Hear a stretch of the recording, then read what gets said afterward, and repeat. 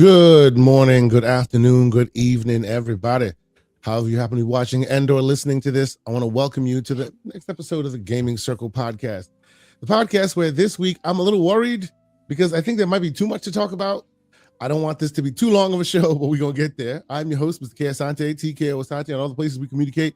That is, of course, mainly these days on discord.gg/TGCP. And I'm, of course, joined once and always by the figurehead of the GCP. Figurehead. Some people like to call me the backup dancer of the GCP. Yes. I only serve at the pleasure of King K. Asante. The king. Never forget you all who the boss is here and who the unpaid employee is. Okay, so serfdom is what they call it. I'll tell you what, man, you are worried and I am concerned. You know, Sony's hardware is down 46%. Maybe they're going to get out of the business. Maybe they're going to cancel hardware. No, because, you know, we said when Xbox was down 33%, they was getting out of the hardware business. So maybe it's the, you know, if the energy was kept the same. Okay. I'm understanding what. So, and we can change topics. Either I'm overreacting now, or everybody else was overreacting 2 weeks ago. Which one is it? The shadow boxing starts early, ladies and gentlemen. The shadow boxing starts early. Oh, by the way, I see the one, Mr. Norris. Check your DM, sir. You are always invited. I was chatting back and forth with Jesse on Blue Sky yesterday, and he said he'd be lurking. I was like, hey, man, here's the invite. Haven't had you on in a while. You're more than welcome to join us. So he might be joining us. The great Jesse Norris from the great Day One, which I got to talk to him when he gets here. I got to find out some more about the way their website looks. It's really beautiful. Which, by the way, even though we don't really promote it as such, we too frequent. I call it a little blog, really. Which we're looking into upgrading and getting nice and all of that. But if you happen to be one of those people who happens to watch there, thank you so much. You could be watching live from that channel right now, which is, of course, thegamingcircle.com, which we're live on the front page of right now. So thank y'all so much for being here. But yeah, as Jesse says, he'll be here in a few as we're getting it filing in. Mr. Everborn Saga, how much games have you been playing this week? Because I don't know. I'm in between stuff. I'm still playing. There's some things I can't talk about, things I can talk about. But we may have to have a bit of an on a reel section because that's been taking a bit more of my time. All right. Well, so this week I've gotten a lot more gaming in than in the last couple of weeks, which is always a good thing. And that just means that I caught up with all my shows.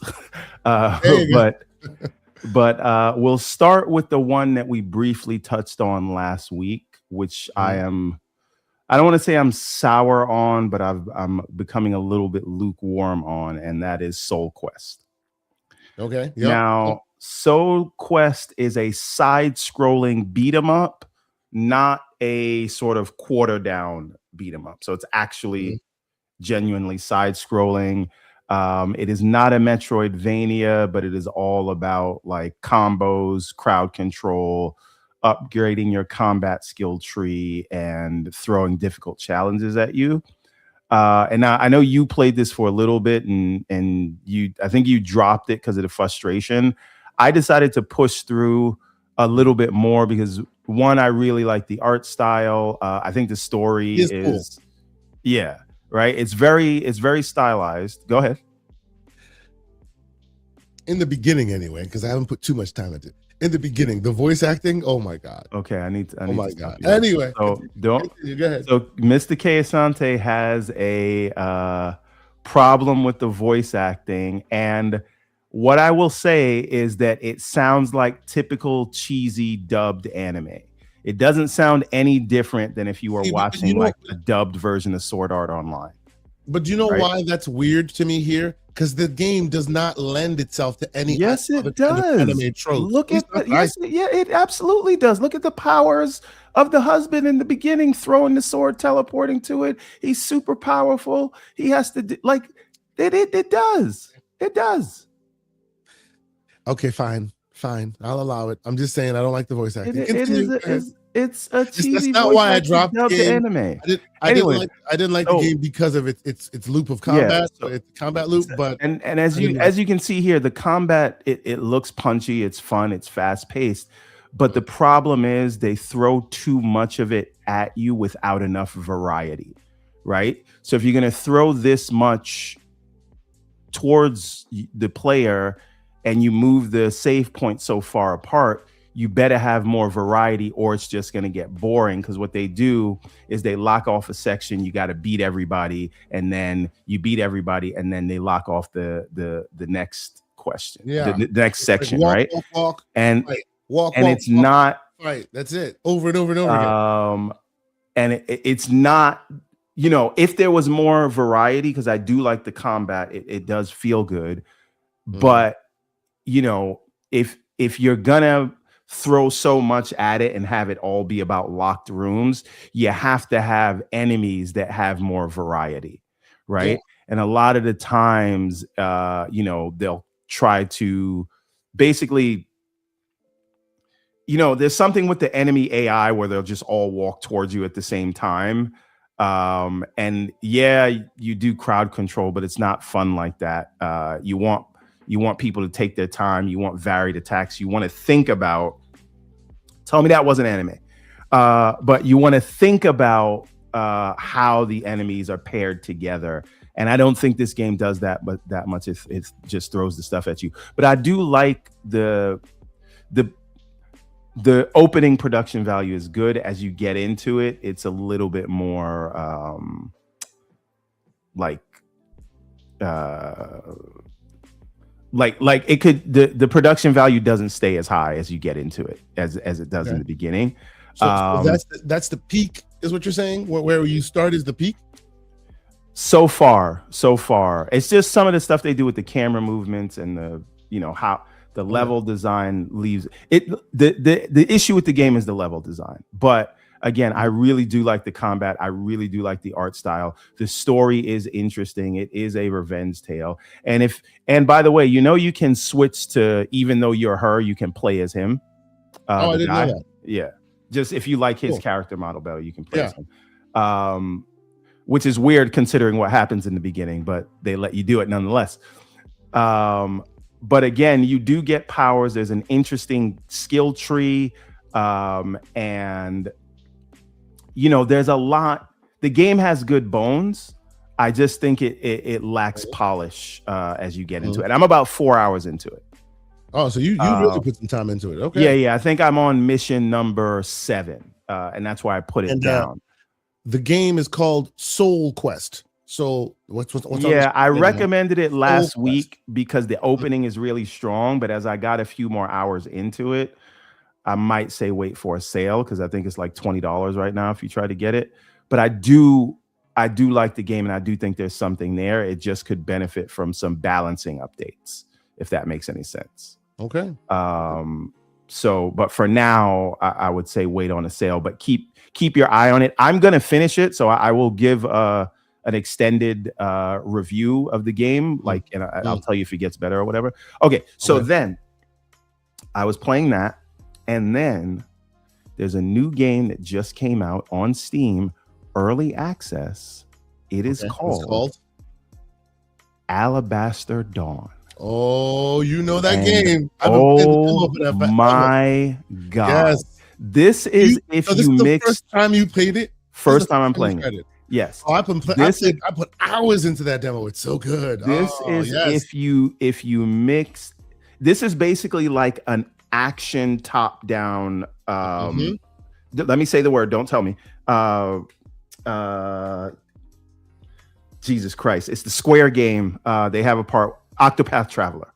It's basically an action Octopath Traveler, right? That's what the art style is. The combat is like Link to the Past times 10 in terms of the variety of things you can do.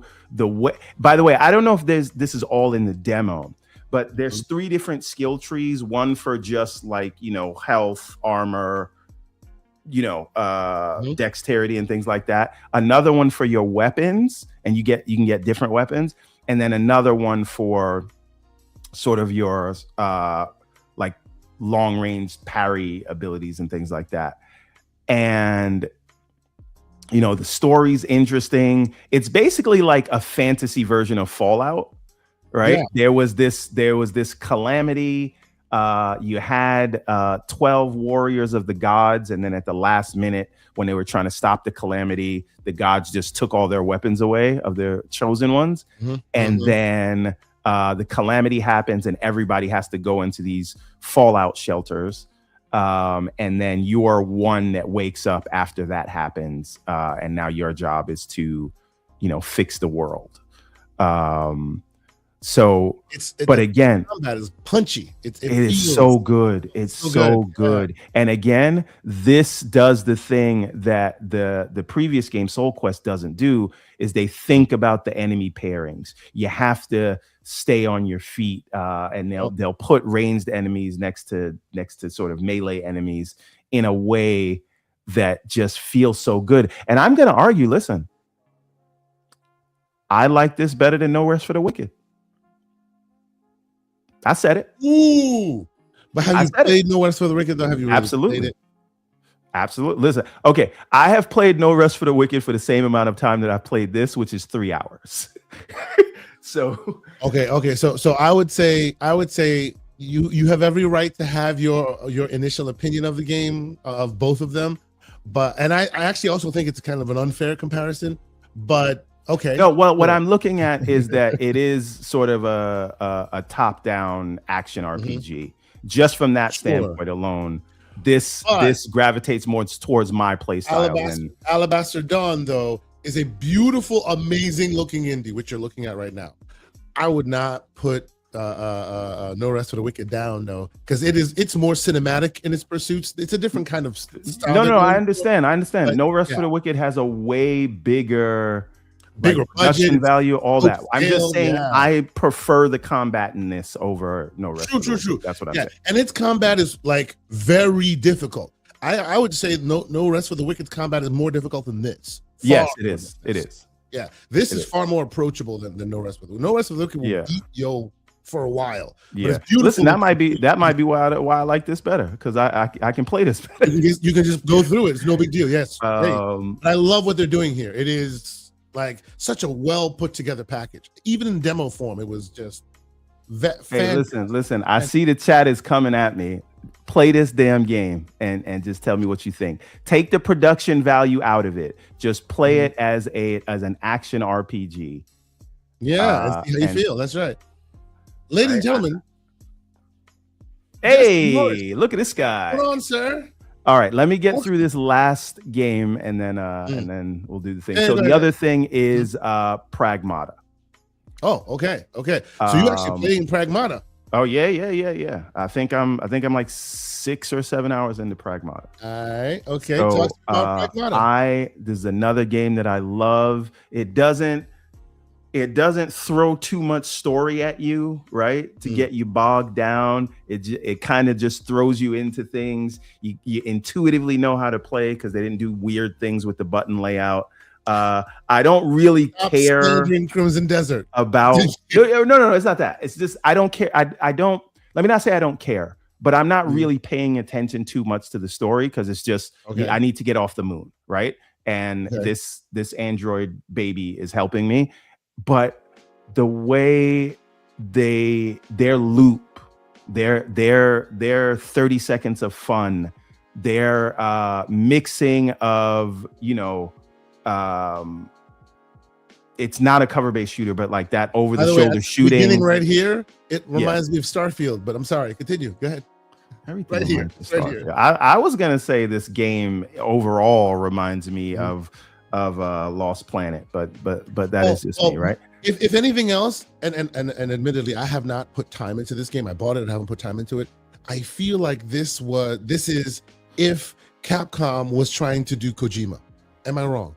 No, because there's not enough story there. There would be 3 hours of cutscene before you started the game if they were trying to do Kojima. Look, they make sure you put the controller down for 3. Yes, no, and that's no shade against Kojima. I don't want MJ Dark coming after me. I'm just saying, he will. I actually appreciate that this game is just trying to be a game. The story is there just in service of getting you to the gameplay. And, you know, after a long day at work, after a long, you know, I do appreciate that. Sometimes we do want the story, but this I just appreciate. Let me get to it. Where do you want me to go? What do I have to shoot? Let's do it. Right. So before we so I continue, really love the loop on this game. Let me introduce. He needs no introduction. He's been here many a times. He used to be here from the Xbox era. He's now here from day one. The review master himself, Mr. Jesse Norris. Morning. Did you review this? I think you did, right? Oh, and you are muted, sir. If you're speaking, we cannot hear you. Testing 1 2. But yes, when he's ready. Oh, it's on your side. Try again. You know how StreamYard is. It decided to just use a random microphone.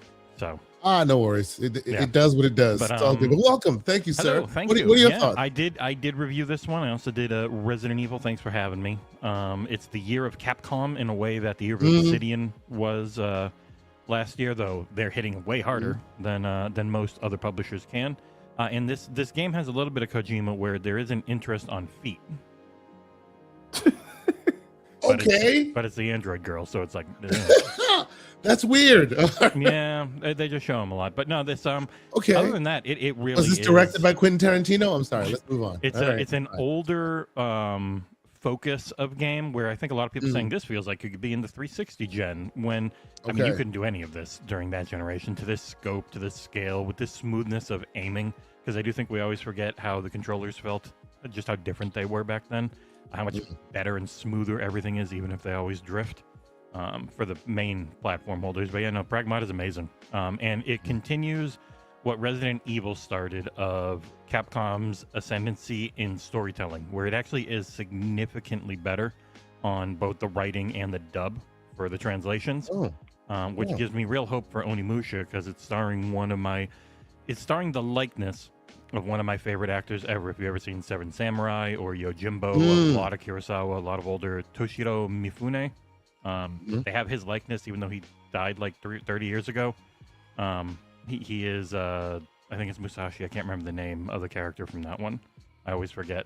But yeah, no, Capcom has been absolutely destroying it this year. And with Monster Hunter Stories 3, which our reviewer also really loved.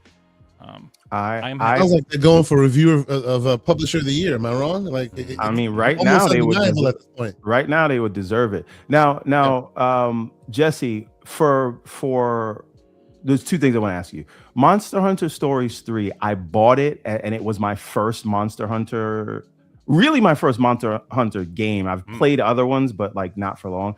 I feel like they throw way too much at you in the beginning. I got overwhelmed and put it down, even though it felt like a really beautiful game. And someone told me like it's not a lot if you're used to Monster Hunter. Yeah, I think that's the way it always ends up being with them.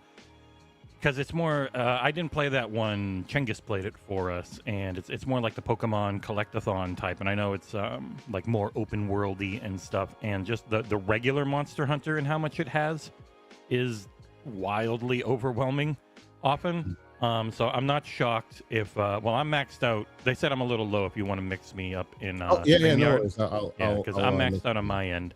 But no worries. It is funny, really starting with going back to Monster Hunter Wilds. That was like the last time I played a Capcom game where I really felt the writing and everything was still 90s, 2000s cheese.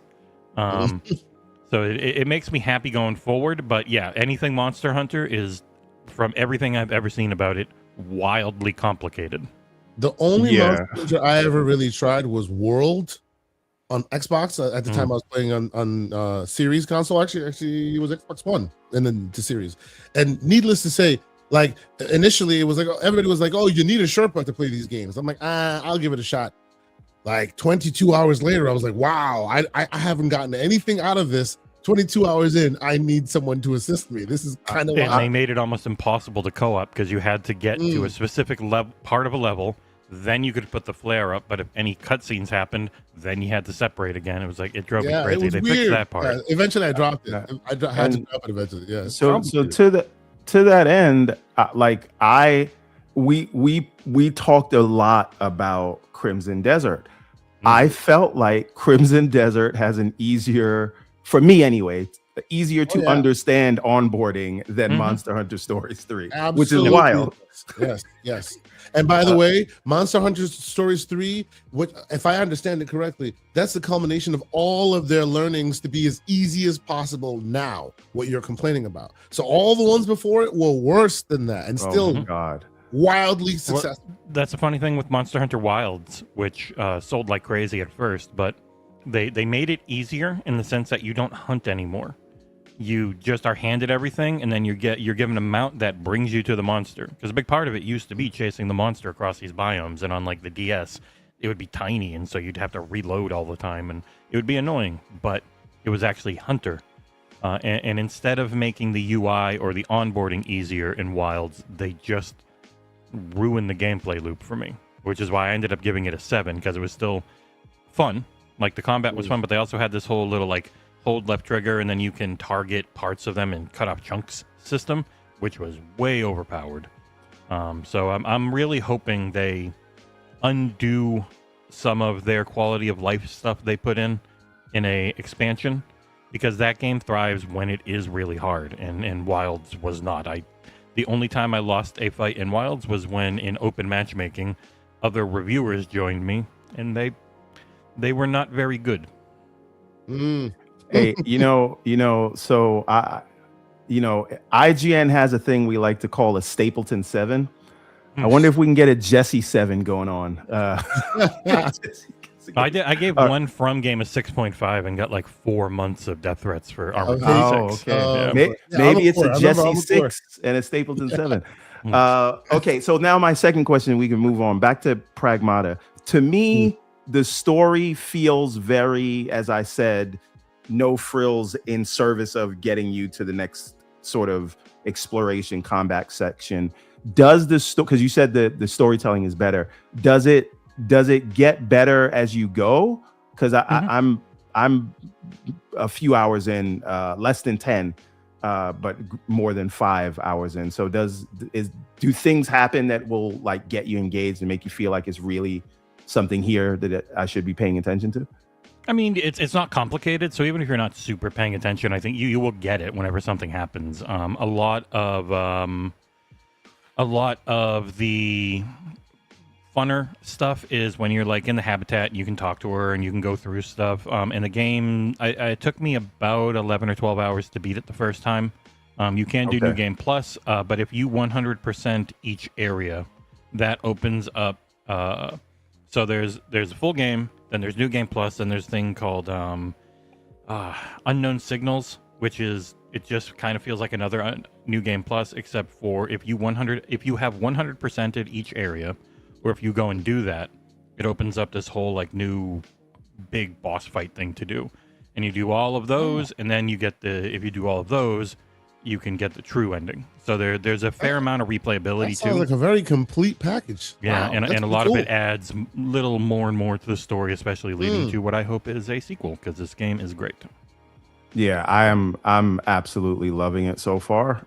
So for me, right now, it's Alabaster Dawn on the handheld and Pragmata on the big rig on the TV. Seriously, I don't know what it is, but every time I see this in certain cutscenes, cinematics, I just keep thinking like Death Stranding. I don't know why. Some of the suit aesthetics for his base a lot of art style feels very Death Stranding to me. I don't know what it is, but hey, it's all good. I look forward to actually putting some time into it. I've heard nothing but great things. Yeah, I think it's worth it. I just love, what else I love about it? The upgrades feel so impactful too. I love the loop of, okay, you fought some people, you collected the different, there's 3 different things you can upgrade. Like you can upgrade you can do firmware updates, you can upgrade your weapons and abilities, and then you can update your moves and things like that. And so, and then you can update the base. So they all take 3 different kinds of coins, but it just all works, like collecting things, exploring to find them, the fighting that mixes the sort of snake style puzzles, right? And then coming back and upgrading and then going and do it again. I just, chef's kiss, man. Very good. Very good. Jesse, I will ask you what games you're playing and I'll ask you that specifically just for fun, not your review, which seems to be a different thing. But before I do, let me just catch up on a couple of these messages that have come in the meantime here. First, the great Sith Lord, who's always here. We appreciate you, sir, with a $2 super chat. He says, wishing your ladies a happy Mother's Day. Thank you so much, because if had you not done that, my wife would have killed me. Lady Everborn is like, no, I don't want to go anywhere. I don't want to do anything tomorrow. And I'm like, I think it's a setup. I think it's a very setup. much. I don't. Now's where I wish we had the soundboard. I could hit the trap button. Yeah. All right. So if you haven't done so already, make your plans. If you haven't, call your mother. Talk to your wife. Be nice. Anyway. Also, the great 108 Dragons TV here with a $5 super chat. He says, "Good morning, my bros. I am still at work, still tuning in. What's good, chat? Happy Saturday. Stay awesome, sir. I can't wait to see you in June. We're only weeks away at this point. You too, Jesse. I'm very excited. full calendar. It should be nice to see everyone. I'm excited. You know, I actually need to chat with you. I've gotten further into the background than I usually get, so I might need some pointers from you. We'll talk later. We'll talk later. But yes, and then the great BT Maverick, who I will also be seeing in June. This a lot of people I'll be seeing soon. Gifting 5 memberships. Thank you so much, sir. I appreciate your generosity. You are too kind. And J Mac, another person I'll be seeing. Y'all are just wild this morning. Graybeards unite. You know, he says, shout out to the Gaming Circle podcast, que Asante, Everborn Saga. Salute, gentlemen. Graybeards in the building. I can't wait to see him. I actually haven't met him yet. A lot of these folks I've met before. J Mac, this will be the first time we'll meet. And just real quick, I want to give a shout out to A Link to the Past, aka Gaming Since NES. Or we always used to have some interesting conversations back when I stroamed the Twitter streets. You should come to the Discord. Before it turned into the yes. And shout out to Nerds, another great individual. He says, no, there should be a thing called the Jesse 9. Those are the ones that are controversial. I was like, damn. Yeah, sometimes even my 9 is too low or seen bad, like or when I love Wuchang or whatever. Yeah. Yep, indeed. So yeah, Jesse, what have you been playing, sir? What games are you playing that you're allowed to talk about? I mean, I can say that I've got Forza Horizon 6. Trying to become a legend on Legend Island. That's we get to talk about that on Thursday. God, I don't think they'll care. I have a review coming for Directive 8020, the latest in the Dark Pictures anthology. Okay. I've been done with that for over a week because I was trying to make sure I was done and had seen everything I needed to before Forza. Yesterday we did a little stream. Oh yeah, go ahead. Could you tell me a little bit about Directive 8020? I heard of it and I remember the name, and it's something I don't remember what kind of game. Loretta Lynch. Lashana Lynch. They're gonna yell you. Lashana, I'm sorry. Not Loretta. Sorry. Yeah, she's one of the crew. So the Dark Pictures anthologies from Supermassive are what they started doing after Until Dawn. And they've had a whole bunch, and they are essentially their narrative story games, getting more and more gameplay systems.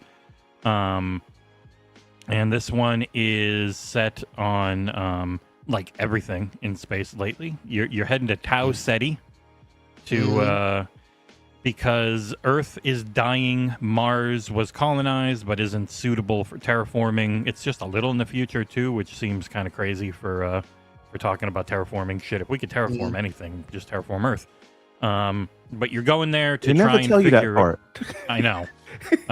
You're going there to try and see, get scientific readings and see if this planet Tau Ceti F is suitable for terraforming. But it's a horror game, so you can guess how it goes because their games are always horror games. Of course. All about choices and stuff. Your lookalike doppelganger from Halo is the one actually voicing that bald captain guy who's right there. Oh yeah, Danny Sapani, I believe. Danny Sapani, yeah. Yep. Okay. It's not his. It's not always their faces. Not his face. Yeah. So they have a mix because sometimes it was the physical actor who did the motion capture. Sometimes it's the person who did the voice, like with Lashana and them.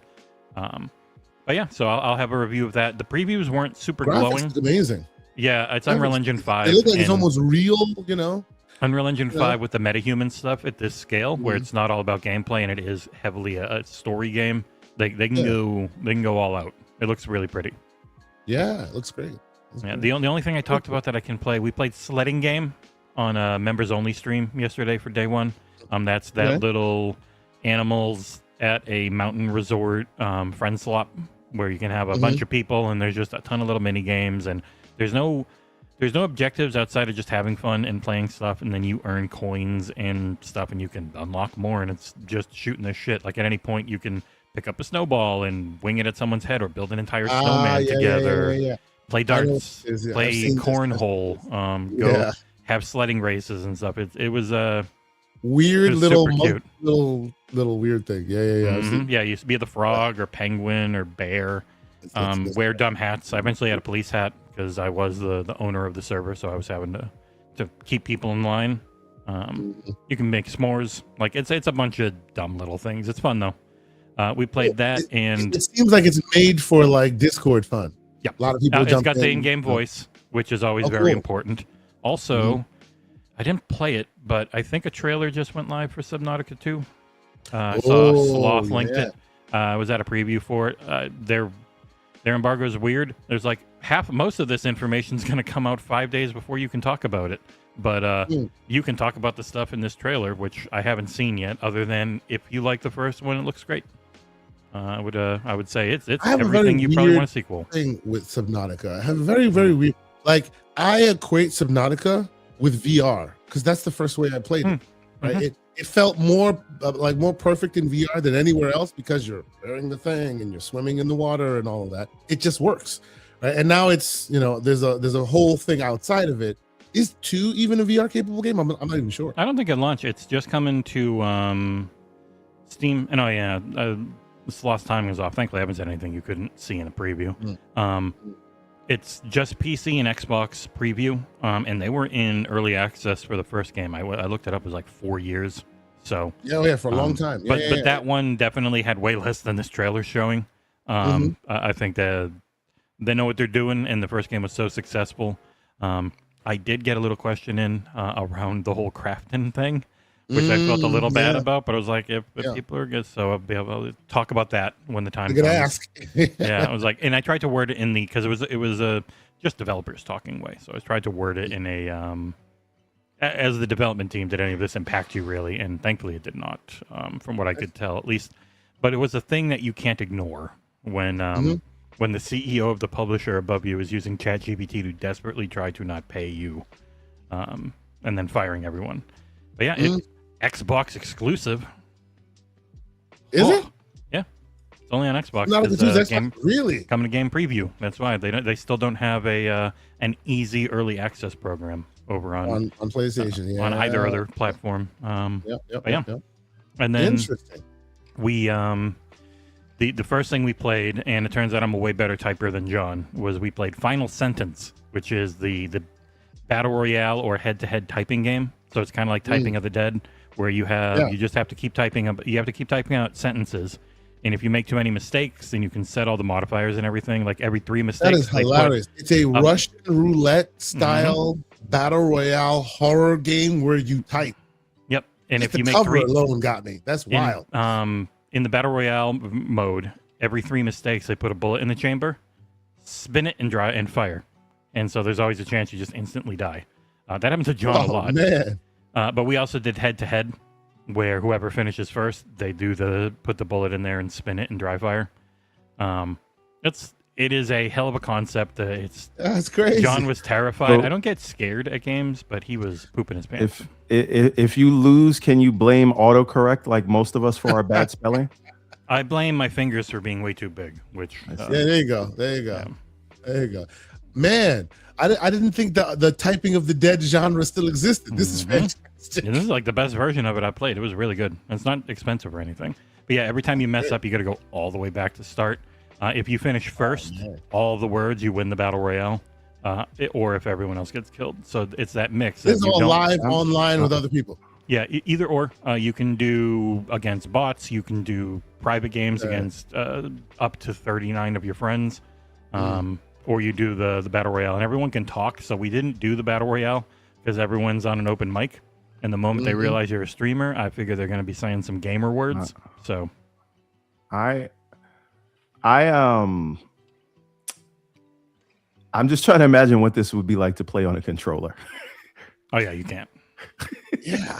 Now, you would have to be this jumping keyboard around a virtual keyboard, which you'll probably be more accurate, but you'll be slow as shit. So we are all, being graybeards, old enough to have actually had typing classes in school. This would have been a much better way to teach us. Yeah. Oh no, I used to play Typing of the Dead. You know, I used to play all those old games. Yeah, you I know? had we had the Dreamcast keyboard for it. Yeah, there you go. So it's funny to me that this exists. Right? I don't think that anyone younger than us remembers any of this at all. Like, you know, a typing game, that's just wild. But it's fun, you know. I'm happy they still exist, and it looks pretty cool, you know. Yeah, the vibes of it are immaculate for making you want to crap yourself. very, very good. Yeah, indeed. All right, what else you got going, sir? Oh man, for things I can talk about, as you know, it's always hard. It's always mostly been Forza week, so Forza was the main stuff. So jumping between everything. Okay. So get to talk about that more. Wait a minute. I'm sorry. Breaking news. I just got a notification that my package has been delivered. Ooh. You know what package that which might be? package is he talking well, about? we're gonna find out. I hope it's not the soon. sweater that I ordered from Amazon. Let me go check. We'll talk about that soon. And while he does, goes and finds out what's going on. Let me tell you quickly about games I've been playing. It's not so. I haven't been playing too much this week because there's just a lot going on with me otherwise. So, and I will do a quick of on the real minute. We'll talk a bit about a TV show. We'll get there. But a game did come into early access that I got a chance to play. I got a chance to speak with the dev in Gamescom last year, and I've been keeping an eye on the game. It came out in demo form for a long time, and it's one of those really good ones where the demo comes out, you like it, and they go, okay, well, you can just keep playing the demo for a long time. And and as the early access period has grown, now you could buy it, and it's more of a heavy game. I'm talking about Dead as Disco. I don't know if you've heard of this. Jesse, have you heard of Dead as Disco? I have. That was actually right after we did the typing game. John played a few levels of Dead as Disco because he loves it so much. Oh, I love Dead as Disco. It's one of my favorite games in recent memory. I will tell you, I'll show you where my biases lie. I was a huge fan of Guitar Hero and Rock Band, and when it was on an iPhone before it even came to, like, I love music related games. Always have games that use TPM to calculate music and use that to do certain things. One of my favorite old games, Deep Cut, for those who remember, Sound Shapes on PlayStation. I still play Bust a Groove? Of course I played Bust a Groove. What are you talking about? I was the only I was the only one in my friend group. It was me, my brother, and then most of our friends were either Dominican or Puerto Rican from up in the Massachusetts area, where there's a good contingent of them. Yes, yeah, right. in Puerto Rican, in Cuban, and I was the only one who had it, who was able to get rhythm in games for some reason, even though a couple of them were musicians, which is always funny to me. And so I would beat the crap out of them at Bust a Groove. Bust a Groove was awesome. I love that game. I played so many of those, those specific kinds of games. This is now out. The reason why you want it is because it has very awesome music in it. And if you don't like the awesome music that it has to offer, you can just upload your own music and it'll make the game work around your specific taste. It's awesome. I'll probably be playing a lot more of it. I haven't gotten too much into it because, as Jesse said, I too can tell you, I have been playing Forza all week. I've been playing it on PC, and I've been playing it on the old steering wheel. So we'll talk more about that Thursday rather. But you can talk about it Wednesday. You just might never get another game from them again. You might, true, exactly. And it's a Microsoft release, so I'm assuming a lot of people are going to get the embargo way off for reasons. I can just say I'm playing it. We'll talk about it on Thursday. But needless to say, this is only on console on PC right now.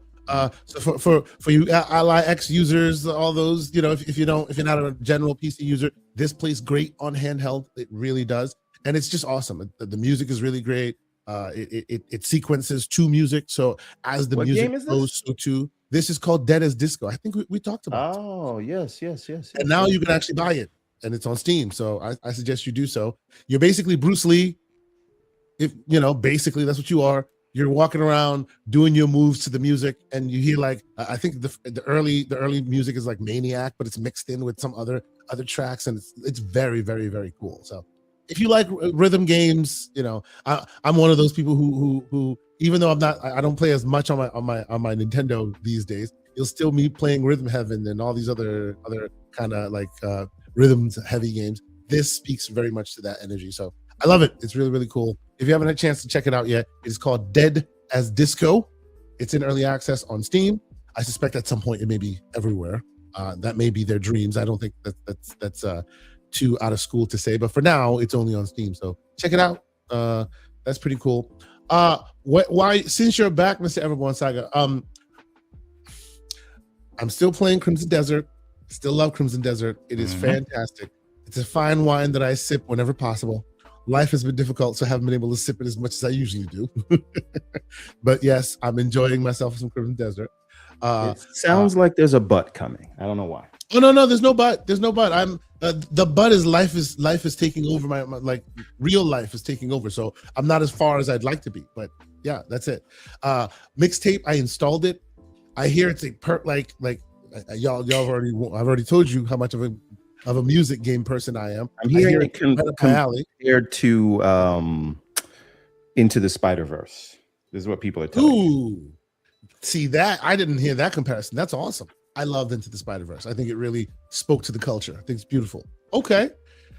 It is definitely next on the list, but I need to, I'm a grazer, but I don't graze for more than 2 games at once. I can't do 3 at once, and then it just gets a little weird.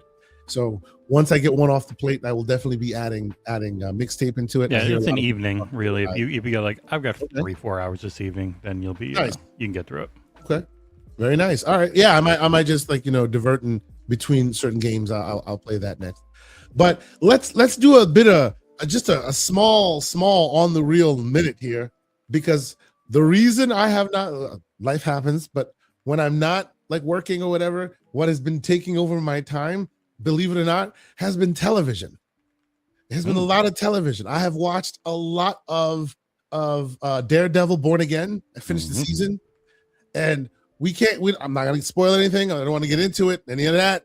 But man, oh man, watch Born Again. Is the season done? Yep. I think yes. Okay, how many episodes is the season? 8. 8 episodes, yeah. The last few minutes is just like comic book. Oh my god, it's just so good. They go for the R rating. I have only finished episode 5, potentially 6, but I think it was 5, because there's the thing that happens in 4, and when 5 starts, I was like, oh my god, they're gonna undo that crazy thing they did, and then by the end, no, they didn't. No, they didn't. So yeah, I am so good, man. Look, and I will say, the writers of Endor, the writers of Born Again, and which other one? There's a third one.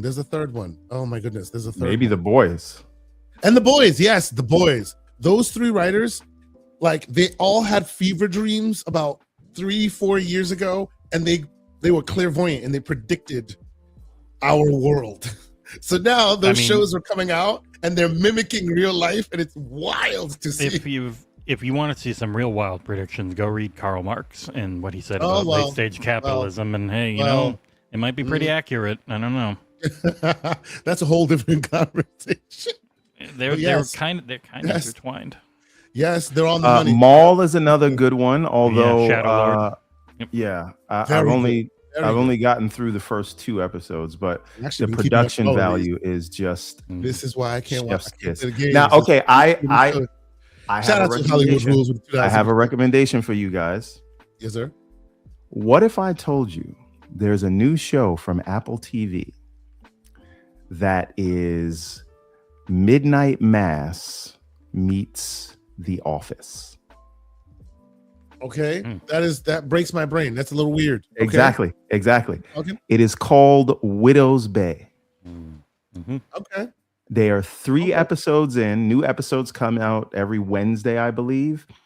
It is, and like it's kind of dramedy mixed with horror.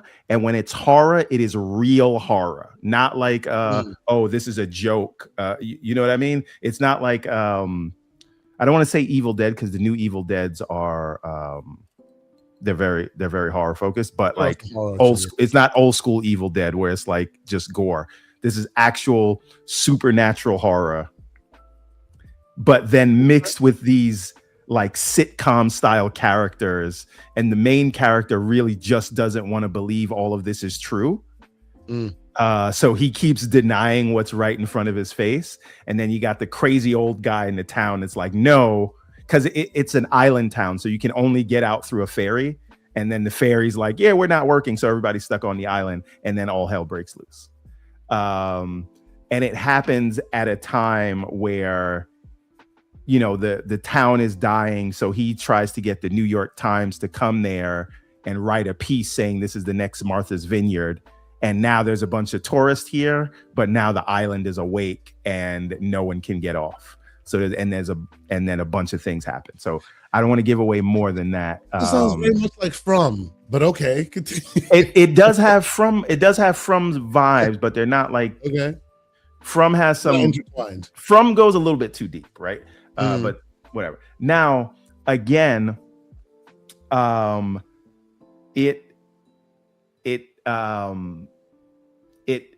style of the horror is very It Chapter 1 Andy Muschietti kind of that style of jump scares and things like that.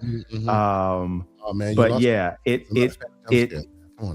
episode 1 very good, episode 2 kind of slow. They win you back in episode 3. Proper horror with these super funny characters. Oh man, I've never watched something that has had as many jokes and as many jump scares in the same sitting. So I recommend it. You got Dry Rub in the chat, just making it rain as he does. Good morning, sir. Okay, thank you, sir. Appreciate you. Little Dr. Dry Rub. That's right. Yeah, he brings us joy by being very generous and also allowing us to say Dr. Dry Rub in the morning. So thank you. Appreciate you. Anyway, sorry. Let us move forward. So I'll talk more about more games next week. There'll be more chance to open up and talk a bit more about games. But we do have a lot of stories and stuff going on in gaming, and for some odd reason, this week we have like a good amount for all sides of the house. You can go to PC, you can go to console, like Xbox, PlayStation, Nintendo. Jesse, you're guesting here, sir. Which one you want to go first? And they're all kind of. Well, hold on. Wait a minute. Before we get to that, we have things. He's excited. So before we continue, hold on. So I was able to get my hands on mine yesterday. I'm cracking it open during our Discord session. Mr. Everborn Saga goes, "No, sir, you shall not have that opportunity. You must wait for GCP tomorrow." Right? And literally made me be a good boy and not do what I wanted to do, which was crack that thing open and see what was inside right from jump. Well, first of all, this dude shows up 5 minutes ago, and we got to crack that thing open immediately. All right, well, here we go. First, get that off the screen before people see your address, sir. I don't know what you're doing. There's no address. This is all right. So look, forgive the bad camera. Are we doing a double unboxing? Is that what's happening? We're doing a double unboxing. Double unboxing. All right. Well, look, we got to start with the Milwaukee. That's right. Okay. Oh, he's got the Milwaukee out. That's right. See, well, maybe you don't need the Milwaukee. All right. Maybe that was a false alarm. They're anti-tape. No plastic. All right. I'll put the knife away. Look at that. Yeah. Put the weapon. Let me get this out of there. All right. Ooh. That's it. Isn't that beautiful? Ain't that beautiful? Ain't that no? Nice. Do you have one, Jesse? Are you interested? Tell us about how you feel about it. I don't want a controller that only works on one. On Steam. Okay, so I actually do have to talk about that because I am with Jesse on this. I got this more for science or in preparation for when the Steam machine releases. Because then I think it'll be great. But I knew it was going to be hard to get, so I said, let me get it. My biggest issue with this, one, it's not offset sticks, and God intended us to play video games with offset sticks. But the thing is, I am a FSE and game bar zealot now, right? Like, so now since FSE, or what's Xbox mode now, comes out, I've literally never had to go back to my desktop, and the game bar keeps getting more and more functionality. It has a display tab now. I can get to settings to do updates. It has the audio management, all those things. And this Steam button is what would be the Xbox button that activates all that from a controller. And so until they release X input drivers for this, I really can't use it in the way I'd like to, because I actually use as my primary launcher big picture mode, but that is paired with the task switcher from FSE and the game bar. And again, as soon as they update the Xbox UI, I will come back to using the Xbox app. But right now it's big picture mode. And if this worked like the Xbox button worked, then I because I do like the trackpads, I could use this more. But right now I just got this for science and in preparation for when the Steam and to be clear to folks, I too bought it for science because I have a lot of controllers. I understand that we end up having to use, as you see, the older version of it. We end up having to use third-party software in order to make the controller function normally outside of Steam, which is fine, right? I would never advocate that someone use this as their mainstay controller and not get any controller. If you want a controller today, right? Because funny enough, another controller showed up at my door 3-4 days before this one did. If you want a controller today and you're on a budget, or you're not even on a budget, you just want a great controller, I got this for $30, $29.99. This is the GameSir Supernova. It is freaking awesome. Like, in every way, shape, or form. It came with the stand. It came with back paddles. It has software that lets me control every aspect of it.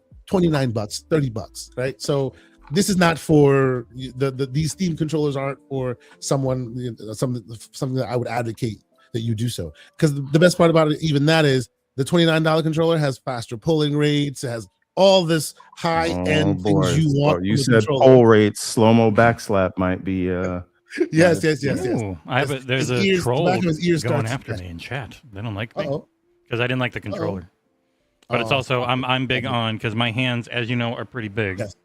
Yes. So with inline, nope. I hit my fingers together all the time.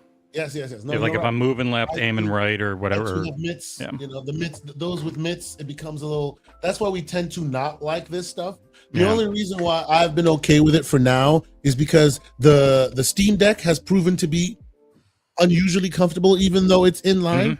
And these guys have kind of mimicked the Steam Deck. And you're so far away on the Steam Deck where it really is. Because I use this most of the time on PlayStation, and with you can unscrew it, and I flipped it around so that they are offset, which makes it a lot more comfy. Okay, very cool. Yeah. No, this is excellent. So man, is it comfortable in your hands? I have heard that despite its odd shape, it is still very comfy. It is super comfortable in the hands. Yes, it is super comfy in the hand. They know what they're doing when it comes to that. Even the back paddles are like easily accessible because they naturally just fall to where my ring finger and my middle finger would be behind it, right? So it's good, and I know I was talking on Discord. Some folks asked why you'd want a controller like this. Like, what's the big deal compared to the others? Like, what's the reason, right? If you really care, if this is something that you care about, why this is interesting compared to, say, a Xbox controller, this allows you to control like every part of it. Every part of it is very much modifiable, right? Customizable. Even the gyro, you can do gyro aiming with it. Just the fact of you holding the controller, it responds to knowing when you've held the controller. When you touch your thumb to the thing, all of that is a different touch avenue, and they will let you manipulate that. So there are like games that historically were PC games that you couldn't play without keyboard and mouse that now can be possible because of controllers like this. It's not meant for prime time. It's not meant for everybody and anybody, but it's pretty cool. Ooh, hey now, what do we do? I hope they take the that little puck, that magnetic thing in the back, and I hope that becomes normal. That is becomes the a new standard, really yeah, cool way cool. for Pretty for cool charging standard, and yeah, connecting. absolutely. Everborn, you trying to share your screen? Yeah, so there's something going on when I press what do you call it? It removes the thing from the stage, which is weird. But all right, here we go. I think I just needed to move it. Here we go. Absolutely. All right, updating the little the puck. Steam controller puck. Yeah, cool. This is just like so everybody can see how the process works. I just plugged it in. This is what showed up on the screen. No, this is great. What do we think told about me the Steam yesterday I machine? had to do this. Is it ever going? Honestly, If it exists, how much? I think there'll be two bundles. You go ahead. Here we go. 2 bundles. One bundle just underneath 1,000 because it has no controller. One above 1,000 because it has a controller. That's what I think. And I think that's unfortunate, but that's just the world we live in right now. And what's I'm really curious what because I think they'll either eat it. I don't think they'll eat anything right now because nobody wants to lose money on hardware. But I wouldn't be shocked if they're not making a bunch per system. I'm just curious what the actual stock would be like because as we'll talk about with the others, like we have it allocated, but it's so expensive we don't want to buy it from Sony. So it's like and Sony and Nintendo and all them have way more buying power and relationships with manufacturers than Valve does. Yep. Absolutely, they do. It's interesting. You know, I think it's a bold move for them to continue to do what they did here, as far as like make it isolate it to only their platform and continue to do that. They always have, right? This is how the original Steam machine was, Steam controller, but that almost ensured that it would never be purchasable by Gen Pop. Like any normal person cannot just go pick it up, because you're basically admitting that you'll never play games outside of Steam ever, right? I would actually think that even this would be Everborn Saga's catnip, because he plays only in Steam, but even he's like, nah, I need that FSC. I need that task switcher. I'm not doing it, you know? Yeah. So it makes it difficult to recommend. And what FSC allows you to do is navigate Windows with a controller without the hassle, right? From managing apps to closing things to updating things. And you know, you and I went through it. It's like, all right, I could go back to desktop and launch directly into Steam without the FSE, but then what happens when I need to do an NVIDIA driver update, right? Yeah. What happens when, you know, some weird Windows pop-up that comes up 1 or 2% of the time, and then the focus is lost? Like, it's just these kind of things that, like, I would, before FSE, I'd have to keep a mini keyboard on hand. Now I don't have to ever use that. And so to me, this controller, which is $99, by the way, is not worth me giving up the ease of use that I will say, if you remember, and I know you do, if you remember the paradigm of how to deal with mouse things and keyboard things and all of that, like Valve does have that also figured out pretty well. Like the 2 pads become super sensitive, and it becomes like a dual thing where you can interact with the keyboard that way, and it becomes very fast for thumb interaction, right? And like in your paradigm, where you say something comes up for NVIDIA drivers or something like that, like one of the pads could be a mouse that you can use to, you know, acknowledge or whatever. But it would require, to your point, it require Microsoft and Valve working closely together for that integration to be good. And I don't see that world happening anytime soon, you know. So we're gonna have to leave it to the community to find some stopgap solutions for us. But yes, it looks cool. I look forward to putting it through spaces. I'm sure it will get a lot of updates and mods and stuff, because they're normally very open. So I think if you're playing, especially if you're getting a Steam machine, and it doesn't, and you want extra, then it makes a lot of sense. And I really like that puck. And for the record, for those who do want to try it out and do go, hey, I just want to try it out, technically you can play any game with this. Xbox game, GOG game, any game from any other platform, you can play with this. It just is a little bit of a pain in the butt to do so, because you have to leave Steam running, meaning you have to integrate it into Steam as a non-Steam game. You can do it without that, but it makes it easier if you do it as a non-Steam game, because when you do, then this controller sees the game and then changes this profile to whatever game you're playing. Steam input. But you have to have Steam running. That's right. Yeah. If you don't, then by default it sees Windows as a mouse. So you'll see every controller as a mouse, and you can manually do some modifying. But yes, it is possible to play all of your games with just this if you're okay with Steam always running in the background, wasting your resource. It is what it is. But yes, so more to come here. We'll talk more about this. But yeah, all right. So we've done the Steam stuff. Anything I missed, Mr. Everborn? Anything you wish to address? Just went live. Next Dragon Quest title to be announced on Dragon Quest Day, May 27th. Oh, nice. All right. So awesome. This is interesting. If you hold the power button, you can sleep your device, or you can shut down the system. So that is some power controls that you do get to do. There you go. Yeah. Very nice. Doesn't let me get to the task switcher, but I wonder if you can use keyboard shortcuts in the back. So A Link to the Past. The reason why you're asking what wasting resource, what kind of system y'all running? This matters to me on, say, like a handheld device, right? Like on my desktop, copious amounts of RAM, overhead, fine.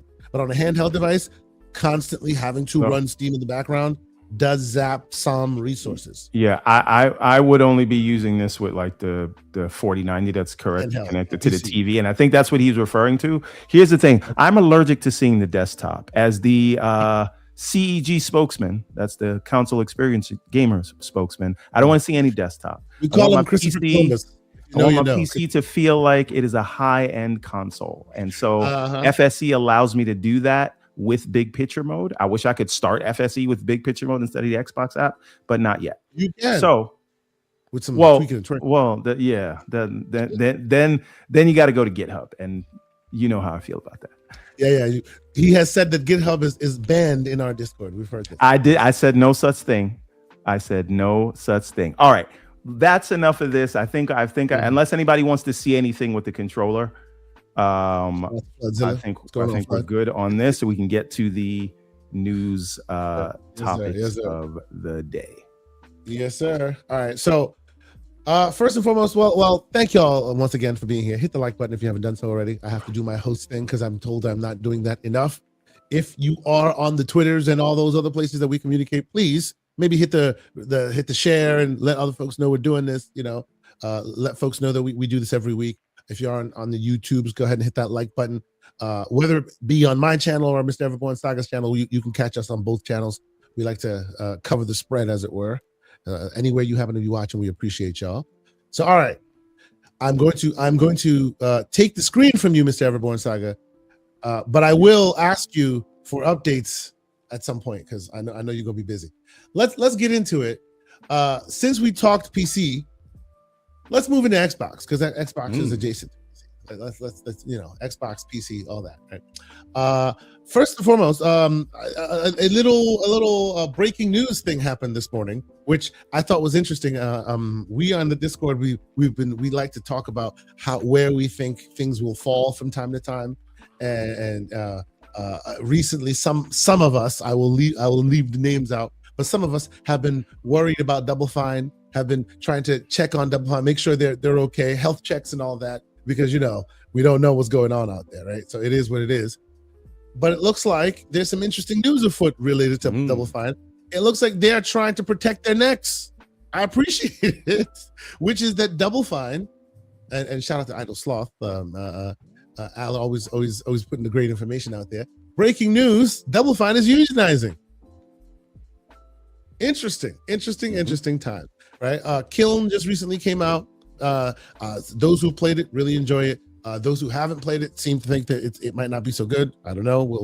We can talk about it. Jesse, I don't know if you've had any time with Kiln. What your thoughts are on it? Not a bunch. I just messed around and made some pots mainly. There you go. But yeah, I've been actually planning on playing with my kids. I haven't had a chance to yet. I've been planning on doing the whole pot thing with the kids. Yeah. Okay. Everyone keeps pointing out that it's 42 people, but it's actually I think it's the studio is only that size, but I think the studio even on LinkedIn is still listed around 100. So I imagine it's all like the not management and like not contracted people. So they are bigger than 40. Or dev team. Yep. Okay. So yeah, it looks like Tim and team are protecting their necks a little bit here. Mr. Everborn Saga, sir, Some people were talking about the salt mines for the one Tim and his crew. What do you think of this move? I would say that I find it funny that everybody joked about the salt mines, and everybody knows that there's a lot of change happening right now, and everybody knows that the person that made Double Fine all the promises is no longer there. Let's just say I would move to Unionize right now at this stage as well. Yeah. It is interesting. And you bring up a very interesting point. During the time of acquisition of a lot of these studios, many of them cited the one Phil Spencer as what put them over the edge to agree to the deal, because they like his style. They like Phil. They like what he has to say, or they have a feeling that he will protect their interests, as it were. And obviously Phil is on his farewell tour at this point. So yeah, the timing is interesting. Jesse, what are your thoughts, sir? Like the way unions are in America and in California and everything, like it's not going to help with legal layoffs, because everyone's friggin' for hire or at will in this country for the most part. I think it's just one of the smarter things where the more you're in the corporate life and the more you're under it, and you know that you're probably only around because of it, because finding funding right now is almost impossible for independent games.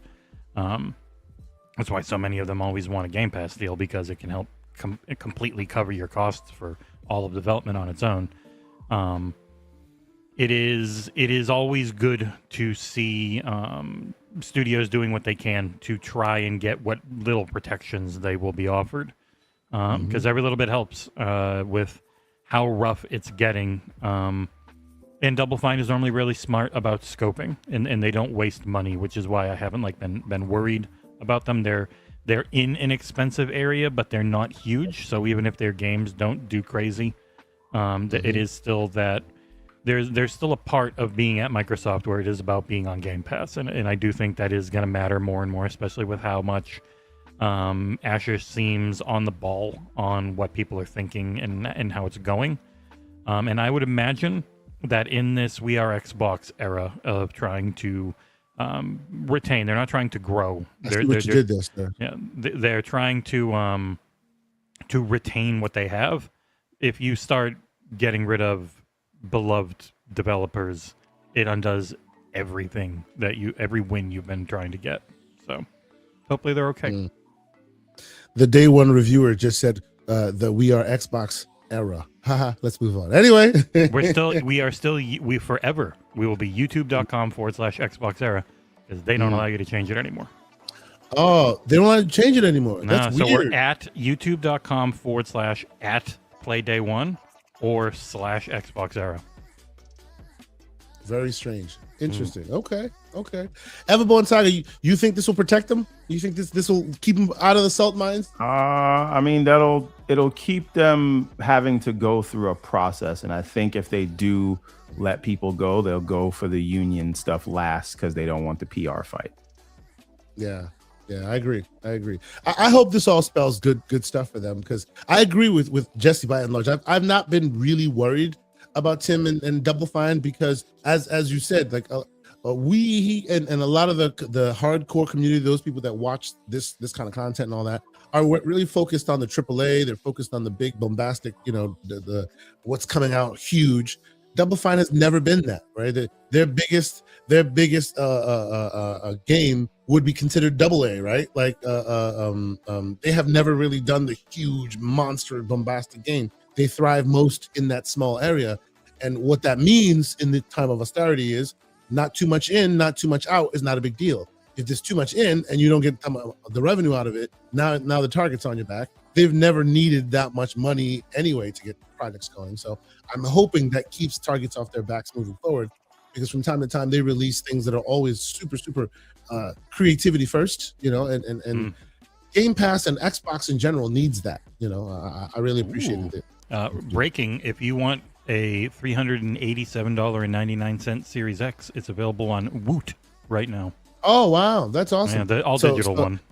Yeah. Amazon out here doing some interesting things. Ooh, interesting. Woot.com. Go check it out. That's awesome. Wario64 just tweeted the links. Very cool. Okay. Yeah. So yeah, we'll wait to see this.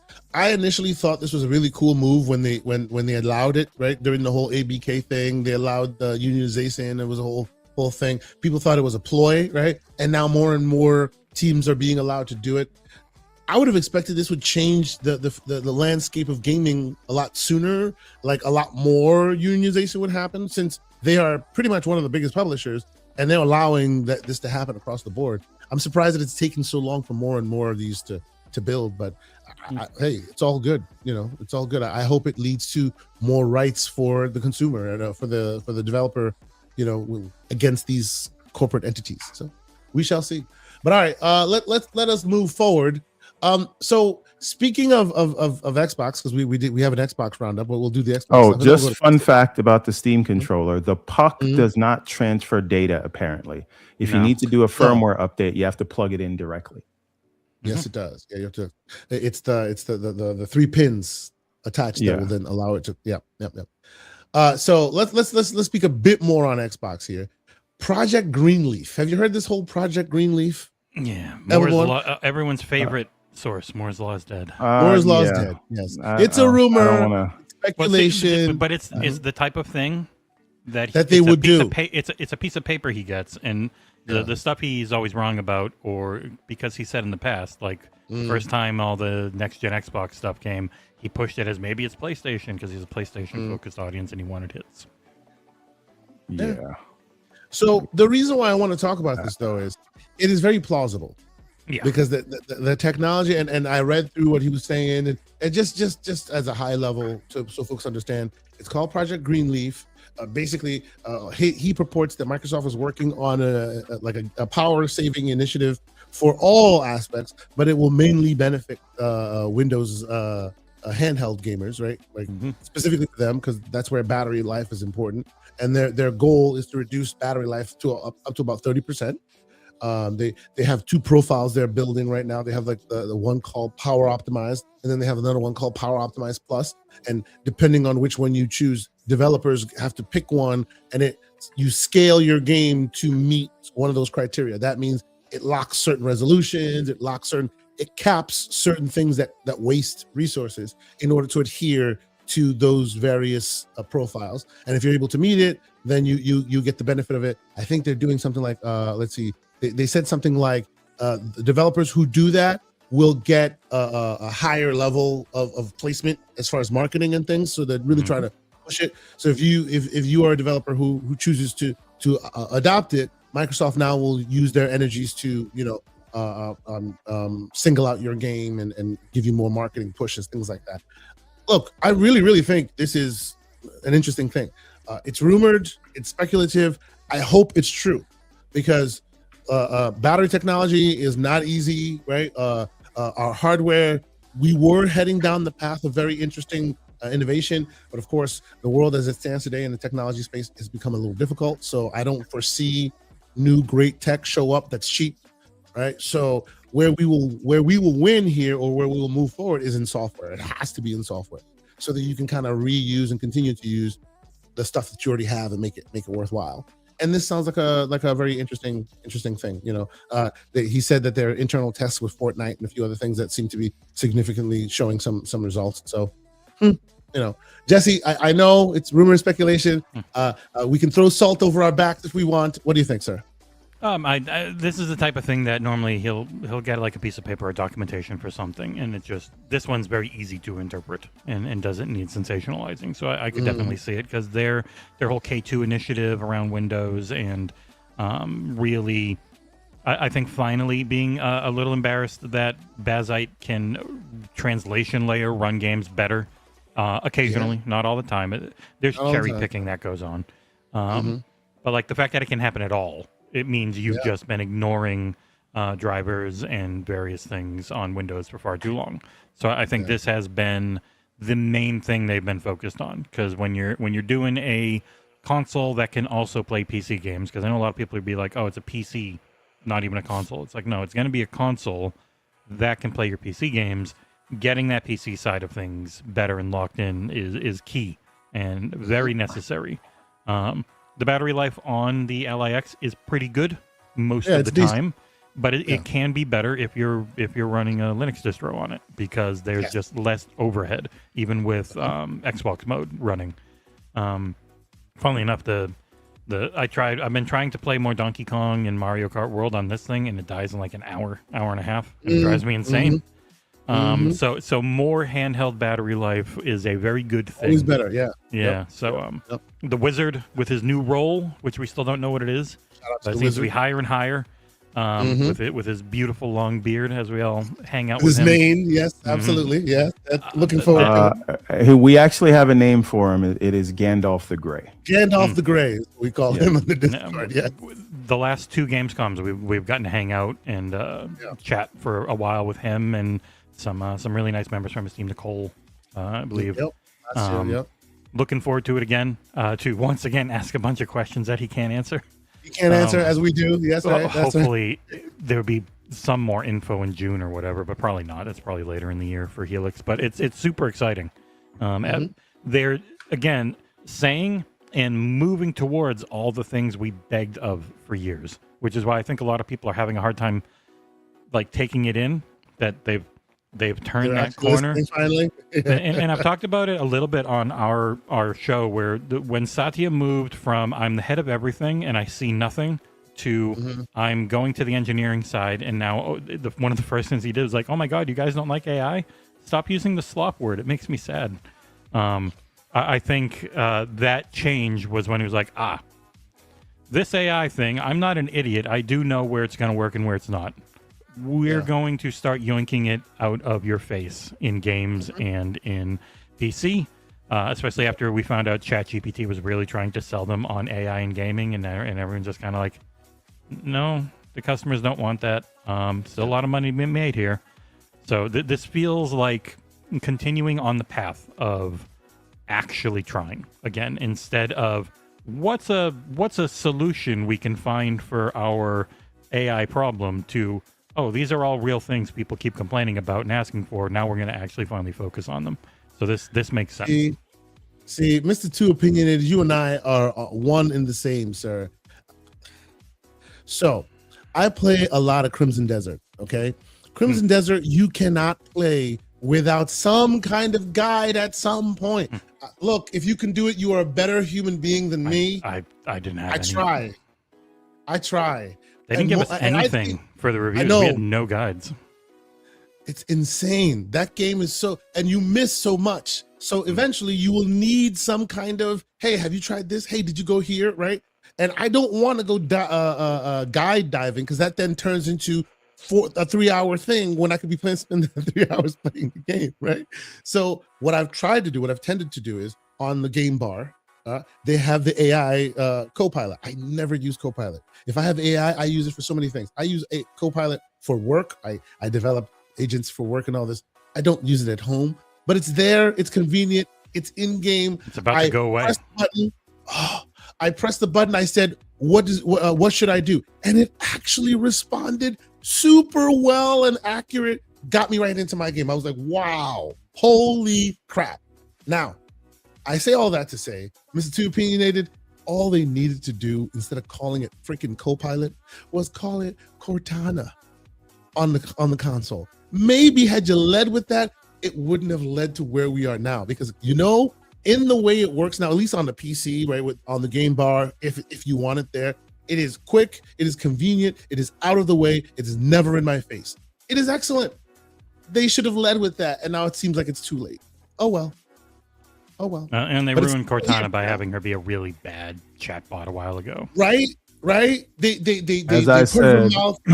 As I said, only a company like Microsoft would try to bring Cortana to the enterprise and Copilot to gaming. Only Microsoft would do that. Yeah. Although, to be fair, they're not all above it, right? It's not only Microsoft. I had the similar complaint about Sony, right? They canceled their only best VR game and then released the new VR platform. The best and only VR game you would ever want to play on that thing. They canceled that, and then they released the new, better hardware. What are we doing?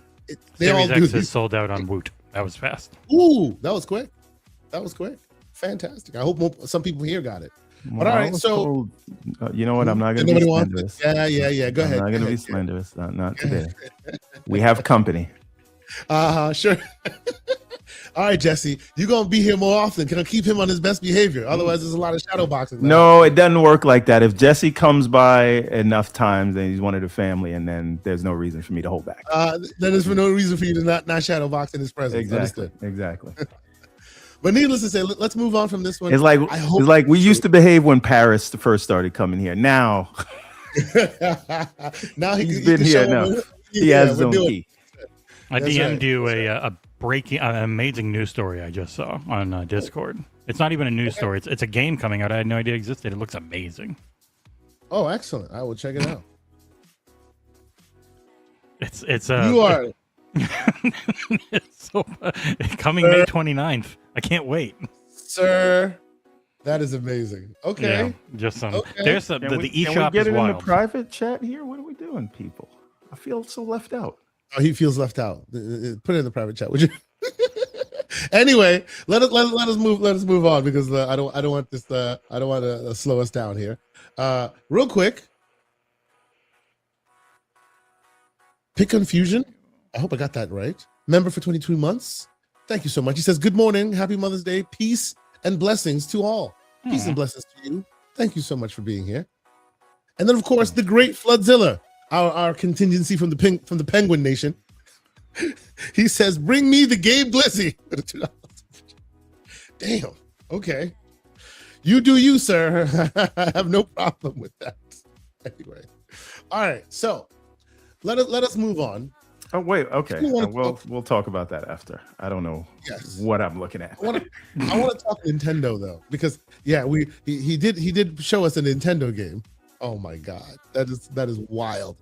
He did show us a Nintendo game. You know what? Let's show the people what we're talking about. Let's show the people what we're talking about. The game is coming out soon. It is a Nintendo game. The 29th. Write it down. If Microsoft does not like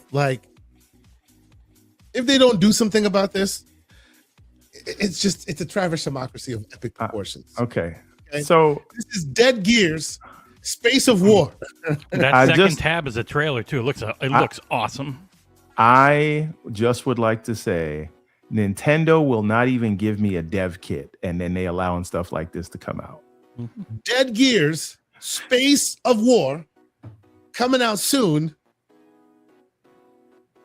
and so nobody's allowed to do release a weird creature that is frolicking in the field that you have to catch in some manner of form. No, they're gonna come for you, but they're allowing Dead Gears Space of War. The eShop is as sloppy as Steam can be. With what is? But yeah, if you too want to know the wonders of Dead Gears Space of War, $10. It's releasing for $10. And yeah, they did not get a Switch 2 dev kit. They're using back compat. Look at that cover. Look at that cover. It is just blatant. It's insane. Anyway. Well, we're in Nintendo land, so let's keep going. Let's talk about Nintendo. And I put this in specifically to slander the one Major Zero. I'm sorry, Major. I'm here for you. So just a quick divergence. I have because we do so on the Twitter, on the Discord verse. We enjoy ourselves in Discord. We always do it. And in Discord, because I'm playing a game, I'm having a good time, and then I'm talking to the community about what we're seeing and this, that, and the third. I happen to have been playing a Nintendo game, right? I was having a great time. I was actually really enjoying myself, for those who remember who are watching. But I did make mention the textures weren't as great as they should be, especially on a Switch 2. I was expecting a bit more quality, and at the time, it wasn't showing me what I was expecting from a DLSS-enabled device, right? So I made mention. And because of this, right, we have now been brought into what I've been forced into creating what is known as the League of Extraordinary Binoculared and Bifocaled Individuals. I'm told that every single game I play, I must unhealthily look at the The peeping digital foundry zoom in. This is what I'm told. So I am now the leader of the League of Extraordinary Bifocal Individuals. It is what it is. So the reason why this happens is because I happen to be playing a game that I really enjoyed, but it seems that game has not been enjoyed by many. Metroid Prime 4 Beyond is still not selling more than 1 million copies. Metroid has never. Metroid as a platform. Metroid Dread did a few sold. million. Yeah.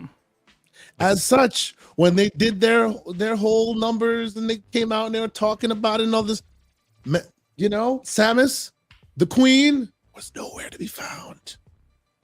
Nowhere. Where are you, Major? We're calling you out, sir. Yeah, so it has sold over 1 million. It's just it hasn't done it individually on Switch or Switch 2, so it doesn't get into their financial report. Yep. And to be fair, slander aside, I really enjoyed this game. Like it reminds me, it has feelings, semblances of Combat Evolved a little, like the way the AI is set up sometimes, the way, like I really enjoyed my time playing it. It's old school in its execution as far as gameplay is concerned, but I mean that in the best way. It really has that, like I remember how I felt playing Combat Evolved, and it gave me some of those vibes in certain instances. I just had an issue because first I played the original version, came out, I played it, and then I'm like, oh yeah, this is not the Switch 2 version. I understand why it looks the way it does. Then I bought the $10 and made the Switch 2 version, and I still didn't understand why the textures were the way they were. But I still like the game. I want to say one thing. Please. Completely unrelated, not about this. All right. Okay. This topic would be way more interesting if the resident president of Nintendo, Major Dark, was here. But I will say the Xbox controller still feels more comfortable than the Steam controller. I'm just putting it out there. But anyway. You do get the TMR sticks with Steam, so they won't drift. That is true. I'm just talking about how they feel in the hand. But that could be muscle memory. Anyway, it's still too early days for me. On. So here's my Doom controller. It's still too early days for me. Let's do the for a certain thing I've been playing. I've gone back, been all Elite 2ing it up. This normally is just a showpiece because I don't want it to break. Yeah, you don't want the plastic to eventually start wearing off. The Victrix BFG Reloaded. Victrix BFG Pro Reloaded. It's literally the exact same controller that I showed earlier, just Xbox and PlayStation. My favorite controller by far. Okay, so let me ask you a question, just because I see slow-mo in the chat. Oh no. That black controller, what kind of controller is that, Jesse? As an Xbox controller. Oh no, don't is do it? This Okay. I mean, but this works everywhere. Except PlayStation. But if you just show it to anybody, what kind of controller would they say it was? I mean, it has a giant Xbox button. Oh, it does. It does. Okay. All right. You hear that, slow-mo? Okay. So here's a question, Jesse. How about a controller like this? It doesn't have a giant Xbox controller button on it. What is this? It's got A, B, X, Y. It would be Xbox. If it said B, A, Y, X, it would be Nintendo. So you define and what circle, square, triangle, X on the button layout. Stick and button layout. Yeah. There you go. So and we're doing this because and I wasn't part of this land. I hear that Slow-Mo contends that only Xbox controllers are controllers made by Xbox, and it's not an Xbox. There you go. I mean, it is a designed for Xbox on the box controller. How about that? It literally has the Xbox designed for Xbox sticker on it. It's an Xbox controller. Yeah, he said who made it. If it wasn't made by Microsoft, it's not an Xbox. No, they're happy to farm it out. They don't give a shit. I love this debate. I just believe sunlight is the best disinfectant, so we're just exposing Slow-Mo's dumb argument. Well, all right. Where does it work? Where it works is what type of controller it is. True. Like no, they're not making a PC controller, but they're Xbox and PC controllers. Yeah. True. That is true. So we are still in Nintendo land. So let's continue to be in Nintendo land. And there you go. It's an Xbox controller. Maybe we can get a video from Doc out of this one. You know what I mean? So Doc Dark, we need a video from you, sir. Are these considered Xbox controllers? They're not made by Xbox. You can play Switch on some of them, but would you consider this an Xbox controller? Very funny for him to say, "Let's not talk dumb arguments." Uh-oh. Oh boy. Uh-oh. Uh-oh. Uh-oh. We're moving on. So Nintendo. Then okay, can we talk?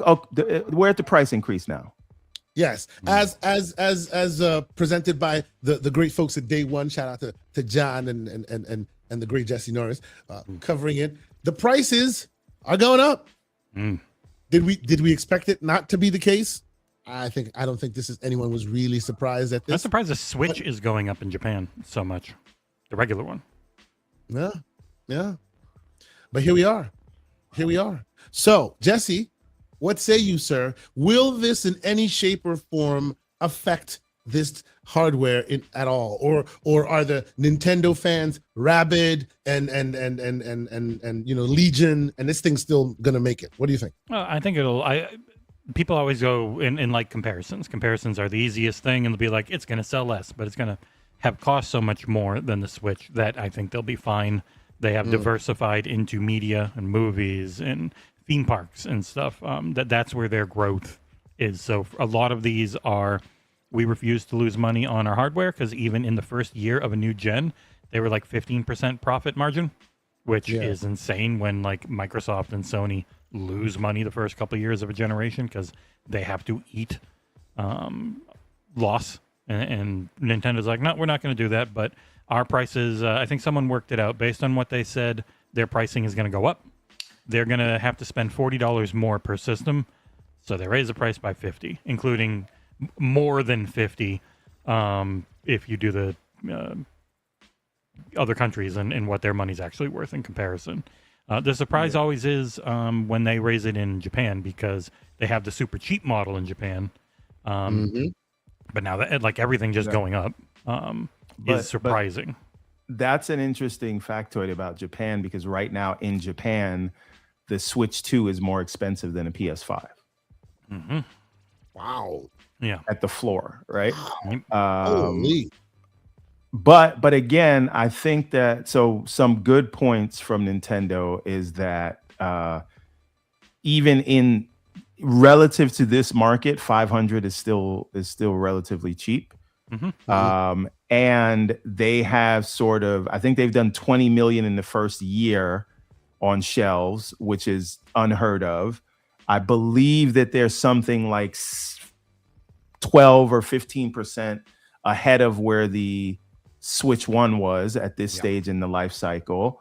And they have so many in stores, right, that they can stomach this for a while. So I'm not worried about the $50 increase. I'm worried about the follow-up increase, because if you look at Xbox and PlayStation, they have updated they have increased prices, I think 3 times so far this generation. So this may not even be the floor of where of where the Switch 2 could go. Yep. Yeah, which is very strange. Like, if you think about that in comparison, because in our environment, the Switch 2 is considered the lower non-performant version to the other consoles, whereas in Japan, it costs more than all the others. Kind of wild. Yeah, but there's only one place you can get those games, and they love them. So, but Nintendo will always be that unicorn who they are 95% driven by their own games, because they just no one can match them. They're unique in that way. Yeah. No, people buy them for their games and their games solely, mainly. It is what it is. But I'm not surprised at the price increase, but I was hoping that we wouldn't be here. I was hoping we wouldn't get here. I was really hoping we wouldn't get here. This is $90. Like they had price increases. This is $125 for the dock. Like they upped prices a lot already. Yeah. They just held off on the console itself. So it hurts now that the console is also part of that. And I think going up by $10. Yeah, I think that they were able to hold off so long because they really were able to meet the demand of the Switch 2, right? Whereas a lot of people don't have enough, and then you got to deal with scalpers or whatever. They had so many millions just in the channel that when the Rampocalypse happened, they already had so much inventory that they could sell 20 million without raising the price. And I think the initial amount that they produced is now done, and now they're subject to whatever the new pricing is. So you think, and in terms of they had a good inventory, so they moved all them, and that's why for a while they've been enjoying that low price. Right. And in terms of how it will affect them, then I think that they've lowered their forecast and how much that they're going to be able to sell, and part of that is being able to source parts, right? So it is going to affect their sales, but I think they'll still be steady. And as Jesse said, you got the Mario movie Part 2 doing $1 billion. You got Zelda getting ready to come out, probably will do $1 billion if it's not terrible. And who knows? I do want to talk about Star Fox though, because I have some thoughts. And I was about to get there. Hold up. Hold up. It's beautiful you mentioned that, because first and foremost, Pioneer gifted 5 wonderful memberships. Shout out to Pioneer. Salute to you. And then he follows up with a $5 super chat and says, "Thank God I now have a reason to play my Switch 2, i.e. Star Fox. For Bring 3 hours. on Foxgate, ladies and gentlemen. Let's talk Foxgate." Okay. I would like to listen. I'm super excited that they're bringing back Star Fox, right? I hope there's extra cutscenes and all of that. I liked what I saw in terms of the gameplay. But if we look at Donkey Kong Bonanza, where they use the model, the Donkey Kong model from the movies, why does this Star Fox look so taxidermied, dead animal scary? Why didn't they either go the cell shaded route or the model from the movie? Someone needs to explain this to me. I don't know why they made this decision, but it almost looks like body horror.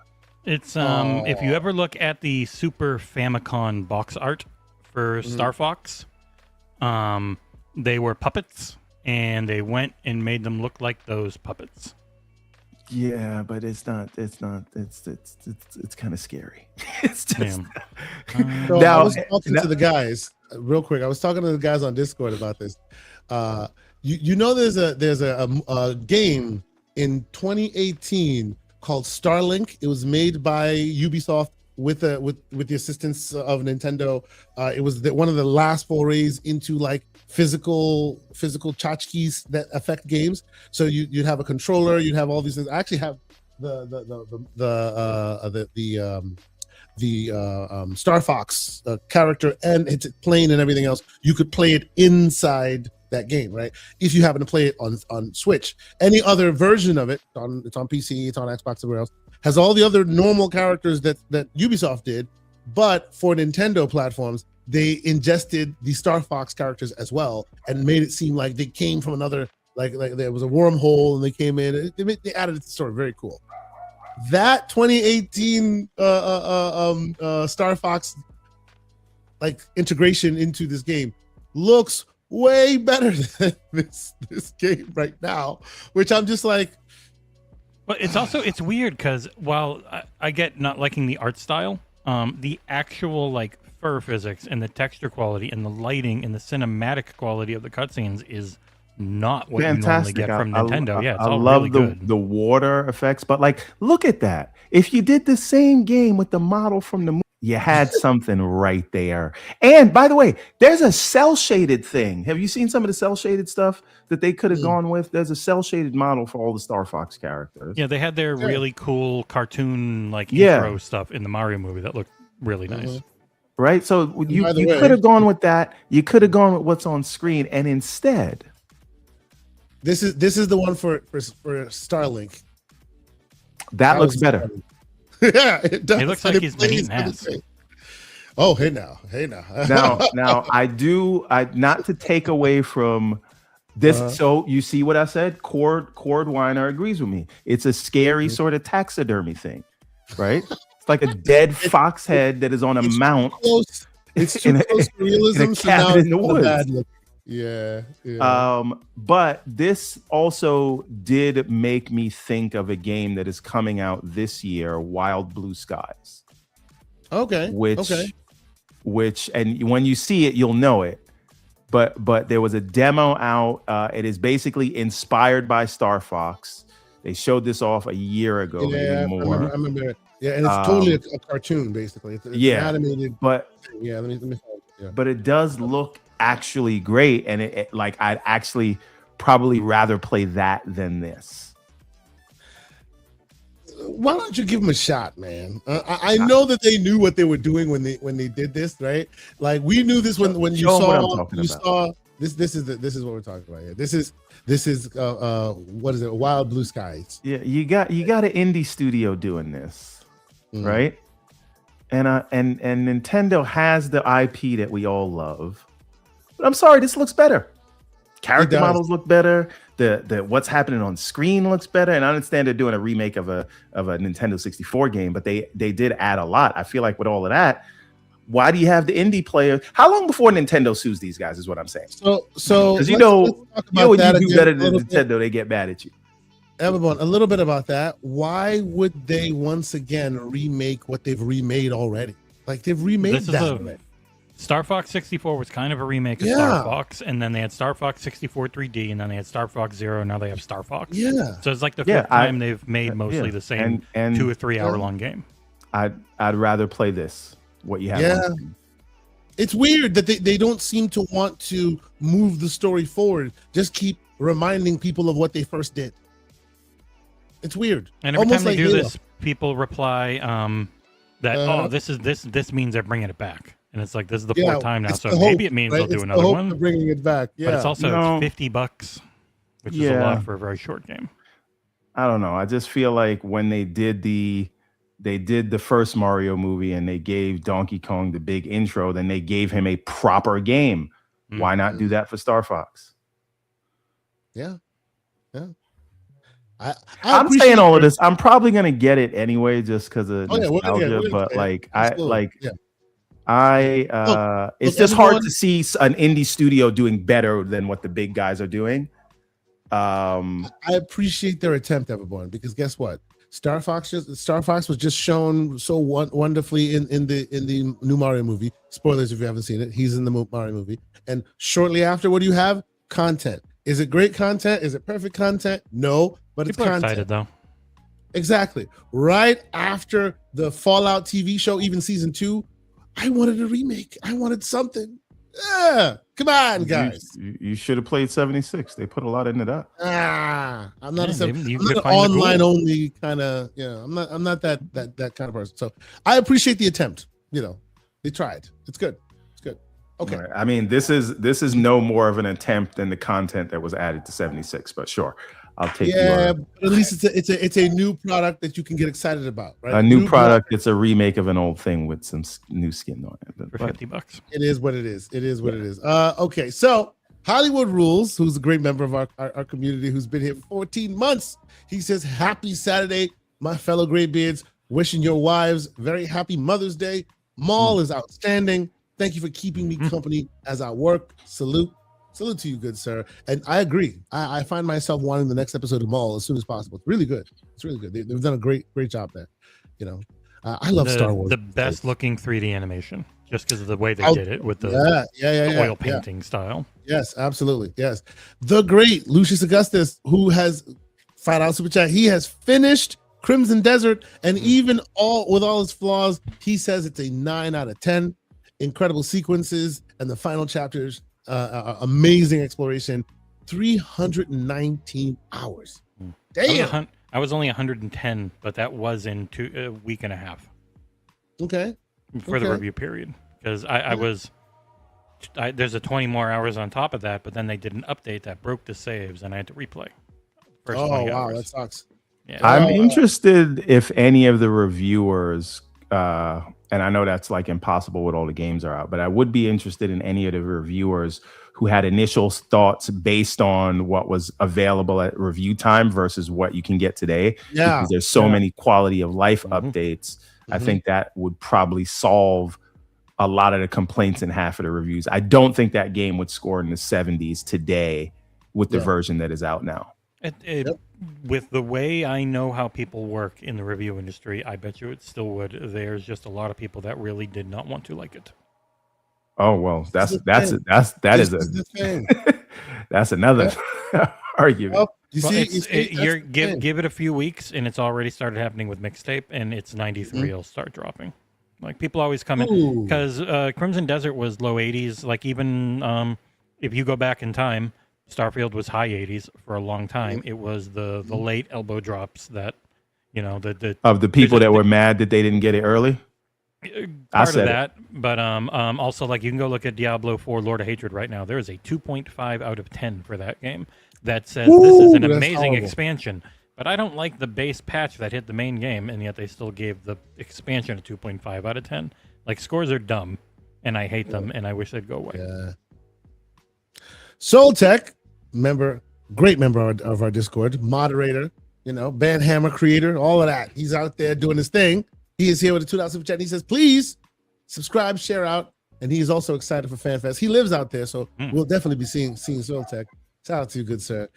Yeah, man. The reviews. What do you think of this, Jesse? I feel that we're heading towards like when inevitably when the Game Awards happens, right? People will be wanting to see Crimson Desert get some kind of recognition. When inevitably it doesn't, it will become more fodder for all these narratives. I just see it coming. Do you disagree?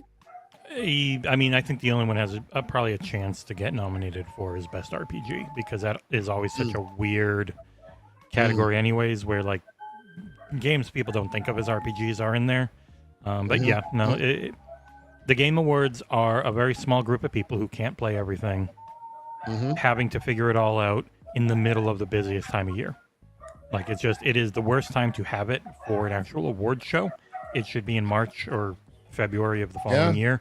But it's a giant commercial for selling stuff for the holidays, so it's never going to change. Indeed. All right, so Everborn Saga, we've talked Nintendo, we've talked Xbox, heck, we even talked some PC. Let's round it out with some PlayStation talk. Now, obviously they came out. I know you want to talk all about this because we kept going off on the damn Discord. Financial numbers are upon us. What do you think, sir? Let me put something on the screen here. I'll have you start us off, Everborn. The financials are out there. People are kind of wishy-washy, lukewarm on some of this stuff. It doesn't look quite great. What are your thoughts? Okay, so there's not a lot of positives other than I think their MAUs are up year on year. I think last fiscal year their average MAUs were 124 million. Now they're 125 million across PS4, PS5. Let me get the numbers specifically because I got the overview real quick. All right, so revenue for the quarter is down 3% year on year. Operating income, think of that as like the margins, is down 41% year on year. Bungie, they have taken a 46. Sorry. No, well, that's hardware. We'll come back to hardware in a moment. But Bungie, they've taken an impairment charge, which means the valuation of the asset has now been lowered because of the underperformance in what they had versus what they had expected for the content that Bungie releases. So they got a $3.6 billion asset. The revenue didn't come in the way they expected it. So you report that on your books for tax and accounting purposes as an asset. You have to have a valuation against that. And then you depreciate that value every year. But they took last quarter a $204 million impairment charge. Now they took a 580 something impairment charge. And so you add that together, or 560. And so they have now sort of taken 765 million off of the valuation of the $3.6 billion asset just because of performance. Another thing that is notable is that they said that players, they said while Bungie hasn't performed, from a revenue perspective, players seem to love Marathon and they want to double down on that. So basically Marathon has a face that only a mother could love, is basically what they're saying. And so they want to. It's the thing that Matt Piscatella keeps talking about, where it's a small, incredibly dedicated fan base that plays it a ton, especially on Xbox. Right. Well, I mean, speaking of Xbox, I think Xbox, it was in their top 5 of it was in their top 5 most played games. On PlayStation, I don't know if it made their top 10. And the interesting thing is that on Steam, this game is not performing like Helldivers, right? And so, Helldivers was able to carry plays for a long time. But I've been watching. You can't watch the current active players, but you can always watch where the daily peak is going. And the daily peaks for Marathon every week since launched has dropped around 5K per week right now. Yeah. So right now the 24-hour peak is 15K, right? And so I expect that to potentially be lower next week if the trend continues. And so the question is, with the amount of money it costs to keep a studio like Bungie going, what happens? What happens to Marathon? What happens to Bungie? And later on, what happens to Fair Games? Right? Because we're hearing that now Fair Games is another extraction shooter, which is a very difficult market to jump into. And of course, after taking the impairment charge, you don't want to tell your investors that your $3.6 billion asset is completely worthless. So they are saying nice words about Marathon, but they're not nice numbers about Marathon. It's just like sentiments, because they don't have good numbers to point to. Right. But the question is, do we see them being able to turn it around with content updates? And if not, where are we 3 months from now? Where are we 6 months from now? Nowhere good. Do we turn to Concord? Yeah. Does it go the way Concord of, didn't even make a week, so they've already beaten Concord. True. Yes. But do they stick with it, or do they pick up stakes and they have to stick with it because they're 5 years from releasing anything else. Yeah. I again, I don't know if this is in their pipeline, but maybe add a campaign. I don't know.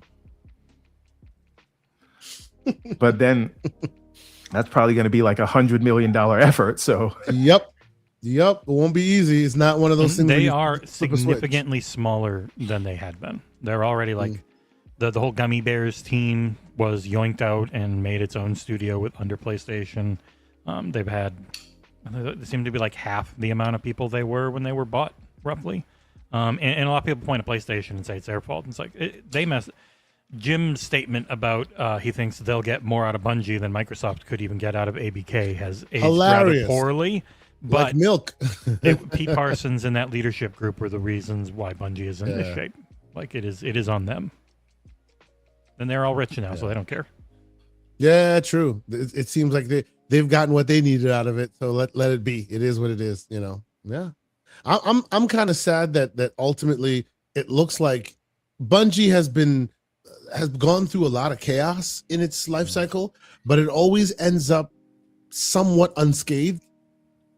I don't think this will leave them unscathed, unfortunately. And they've been rather scathed lately. Yeah, exactly, right? You say what you will about them, sometimes they deserve it, all that, but I've always admired their ability to shake the spot, right? If they're somewhere, it's not working out for them, they seem to be the David that always is able to shake the spot from Goliath somehow. They've done it multiple times. You know what they are? They were an independent Ubisoft where their management was dumb and bad, but their talent was so good that they could overcome it. Yeah. And it looks like maybe now that talent has been brain drained a bit. And it looks like now all there is the chaos. It's so unfortunate. I really do hope that ultimately we still see them around, because for me they'll always be the Halo makers, and I want them around. So it is what it is. Everborn Saga, sir. Are we seeing the end of an era here with them? Is the makers of Halo gone, or do you see them making a different game or a new game at some point? I'm not gonna be in the business of writing anybody off yet. Ask me this after we see the fate of Marathon, right? And if they don't have something to kind of immediately follow up from that, because I don't know that the Destiny numbers are coming back. No, and again, if we think of Destiny at the time it came out, there was just nothing like it. And then there are so many extraction shooters right now, and and then we're in this sort of attention economy that is so hard just to get people looking in your direction. Doesn't even matter if you make a good game or not, right? Everybody says, if you play Marathon, it's actually pretty good, but then you got to have the time to play it, and you have to say, because there's so much content, but there's still the same amount of hours in the day. So on top of being good, is Marathon worth you leaving whatever other thing you're doing, right? Yeah. No. So it's the type of game where if you're not getting in there at a wipe, like when they do their new season and everyone starts from scratch, essentially, if you're even a few weeks late, you're gonna have a hard time, because you will be behind the grind, because those games are a grind of get the best gear you can for that season, unlock what you can for the next season, because they are doing the full Tarkov style gear wipe, which you also have to be willing to do, because I know like Rand talking about it, where if they do wipe his gear, he's just never going to play it again, because he's already grinded it. He doesn't want to grind all of that again. He likes the stuff he has, but that's what that extraction shooter genre is, unfortunately. Oh. Yeah. All right. Now, here is aside from Bungie, there were some other numbers there, and so we've got hardware. So game software sales overall are down 2%. Network services were up though 21%. And hardware sales down 46%. Wow. Now people will tell you, well, we knew this was coming because they increased prices, so it's expected, right? Now I'm just going to ignore the fact that Xbox also increased prices. Well, also, their main price increase was after this. Oh yeah. So that will reflect next time. Yeah, which is why it's not this. Because it's up through March 31st, and their prices didn't change. They actually sold way more at the very end of March, when people were panic buying because of the price increase coming. And it's typical this late in the generation, especially when prices haven't dropped, you're going to just sell less hardware as well. But prices have gone up, so you're really selling less hardware. Yeah. Right. But I could be petty, but maybe I'll save that pettiness for the Discord. Only insofar as every time we have quarterly results, because Microsoft's quarterly results are earlier, we see some down hardware numbers, and in many of the quarters, not all of them, Xbox will be down, PlayStation will be down a little bit less, but we all forget that 2 weeks ago we were like, oh my God, 33% down. I guess they're getting out of hardware. Now you got 46% down. Nobody says anything, right? But aside from that, a more interesting question is, why didn't Sony on their call mention anything about pulling away from PC? I knew he was going. Someone needs to explain this to me, and we need to understand this. So, if the point of pulling away their single player games from PC was to let everyone know that their hardware is the only place to get their games, why wouldn't they literally let everyone know that their hardware is the only place to get their games? Yeah. Why wouldn't they say it? No one has been able to answer that question for me since the beginning of when this paywalled article that behind the paywall, the second paragraph had a hedge against the whole rumor. Right? Because the second paragraph says executive warned that plans could change because the industry is changing so rapidly. So when they're talking about 46% hardware decreases, they're talking about being forced to increase prices. They're talking about not being able to lock in on a PS6 date because they won't be able to source hardware. They're saying they can't even sell more based on how much hardware they can procure. Now they're also saying, yeah, these games, though, we're just going to limit them to this piece of hardware that is becoming more difficult for us to sell. Yep. How is Soros done? I know the reception's been pretty good. There's only one How's day it done from sales for Circana and for the PlayStation download stuff, I think. It was April 30th it came out. And it was like 7th and 5th or so. It did okay on the download chart, but they haven't said anything about sales or anything yet. But it's a niche genre, and Returnal didn't sell a ton, and I think both of them have been hurt by being $70, even though they can be pretty long depending on your skill levels. It's real interesting with this one because they also pointed out that their non-PlayStation income was the highest it's ever been. So like PC and Xbox. So how do you say that and then go back and say, yeah, and by the way, we're taking all that stuff off of PC? They've never That's said why anything. That's why you haven't heard anything from them. The way some of the other platform holders are, and I am curious with some changes that have happened in Microsoft if they follow suit, is people are worried about losing access. And so they won't push the same way. Because throughout their history, you've been able to push Microsoft and they'll respond and they'll even change. Whereas other platform holders will just stop taking your emails and never talk to you again. Like we talk about it all the time with there are so many sites that just don't get code from PlayStation or Nintendo anymore for various reasons. And it's really hard to make money and have a job in covering games. And a lot of people are not, if they're not big on their own or at a big place like Bloomberg or something, it's really hard to push, especially when the companies don't talk, which I think would probably serve Microsoft better once they're healthier again.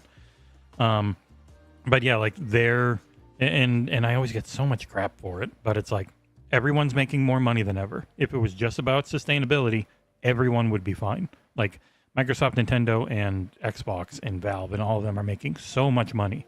The main issues are growth. And that's why all this stuff with hardware matters so much, is because they all want to grow. And where do we go to grow to make more money for our shareholders and whatnot? And that is even the issue with PlayStation, where they've just made more money than ever again. Their margins still aren't anywhere near where they want, and they're taking huge hits on Bungie because it was a bad purchase. Mix in an uncertain future on hardware, especially when PS5 and series consoles are going to be around another decade or more. What is the sales pitch on getting people into PS6 early? I think that's the only reason they are seeing as pulling back on multiplat and PC ports and whatnot. But in reality, the moment they think, okay, it's worth it again, they just have a bunch of ports and they go and they do the exact same thing, which is why they've never talked about it. There's no incentive for them to talk about it. Well, firstly, I do want to read this chat from Aaron, which is, wait, there's over 200 people watching and not even 100 likes. What? It can't be. Must be something going on with the counter, because I know you ain't out here without hitting the like button. He's Aaron, a big man. You want to make him happy. You're a gentleman and a scholar. And if you didn't hit the like button and you've been here this long, what are you doing? We're getting close to 300 people now. Also, we have a super chat from Stanley Buffington. You can make the same argument with MS. How can they go back to exclusives? Yeah, I'm not really making the argument that they should go back to exclusives or that they will. I do think Halo being on PlayStation is a mistake, but that's kind of my one red line. Maybe Halo and Gears, but other than that, I'm not making an argument for it. And those two need it the most because they're multiplayer focused, and those games to survive nowadays need to be everywhere. I still think they should take the hit, not for a money reason, but just because it is Halo. You're multi-plat with so many other things. I think Halo is just one of those things that has such significance to the brand that you don't just Excel spreadsheet it and say, well, especially when it'll make more money. Like, but especially when Asha's talking about the brand damage and bringing Xbox back and all that, that would teach those people who care about that, that, you know, even we are willing to sacrifice for that. Yeah, you're talking about a $25 billion a year business, right? And I know each of these things have their own individual P&Ls, but writ large, you can say all this other stuff is multi-plat, but we'll just take the hit on Halo, right? Because it's been there, it's been synonymous with the thing since the beginning. And, you know, Halo and Gears also, but, you know, if you can only choose one, I say go with Chief. Take the hit. Cancel it. They're still gonna get Forza. They still get Elder Scrolls 6. They still get all that stuff. I don't think you should do Halo. I don't think they're gonna make as much as they're gonna lose in terms of people's brand sentiment. Older people, and I think they're more worried about younger people who don't care. They might be the yin and yang is. But again, do you ever hear the term "a bird in the hand is better than two in the bush"? Right? You're chasing these new customers, which may or may not have any affinity to you, and these younger audiences don't have affinity to any brand. And so I don't know, man. I just think it's a Halo game. Halo is literally a boomer shooter, and the boomers are the ones who care about it. So I'm not against multi-platform. I'm just against the idea of Halo being on a PlayStation. And I genuinely don't care if that makes me a console warrior. I think people should embrace those things more. Just don't be weird about it. He said, come here, my console warrior brethren. Come here. Give me a hug. We had like a year where people were starting to go away from it. It was kind of nice, but people were ready. They weren't ready to leave. They want to dive right back in. Yeah. Again, I'm only saying Halo. Let them get Forza. Right, Forza's too big. Well, and finally, this Halo needs it less because this Halo is not a microtransaction. Yeah, it has no multiplayer, none of that. Yeah. So this would need it less. This is where if you were going to take a hit, you should, because it's not like you need a multiplayer like install base you're going to keep alive. This is a single player game, one and done. But yeah, in October they literally had the shirts on and said it's always going to be on PlayStation now. So that was they're not going to disgusting. Oh, Jesse, we've had like debates and drag out fights in the Discord talking about why are they wearing PlayStation to sell money to PlayStation fans who never bought an Xbox. Yeah, but guess what? They didn't do that with Forza, and Forza still sold 5 million. You don't have to wear a shirt with Forza. They don't. The people who work at the studios could not care less. I completely understand that. But again, that is not going to make you sell more PlayStation copies, right? Its only purpose is to piss off your hardcore fans that still care about that. Not the only. It can be a side effect. The purpose is to just try and sell more. Right, but it's how does wearing a T-shirt allow you to sell more copies of Halo on PlayStation? Because it ends up on Resetera as a screenshot, and then that propagates. Now we're back to that 14 other people. So again, I'll ask you this as a business owner, right? Who is more valuable to you? A casual who will only click on a link when they see one or two headlines, or someone who clicks on every article and supports the Patreon and supports all the other the things that you do? It's all about scale, really. Like we're at such a small scale that obviously the hardcore of us is everything.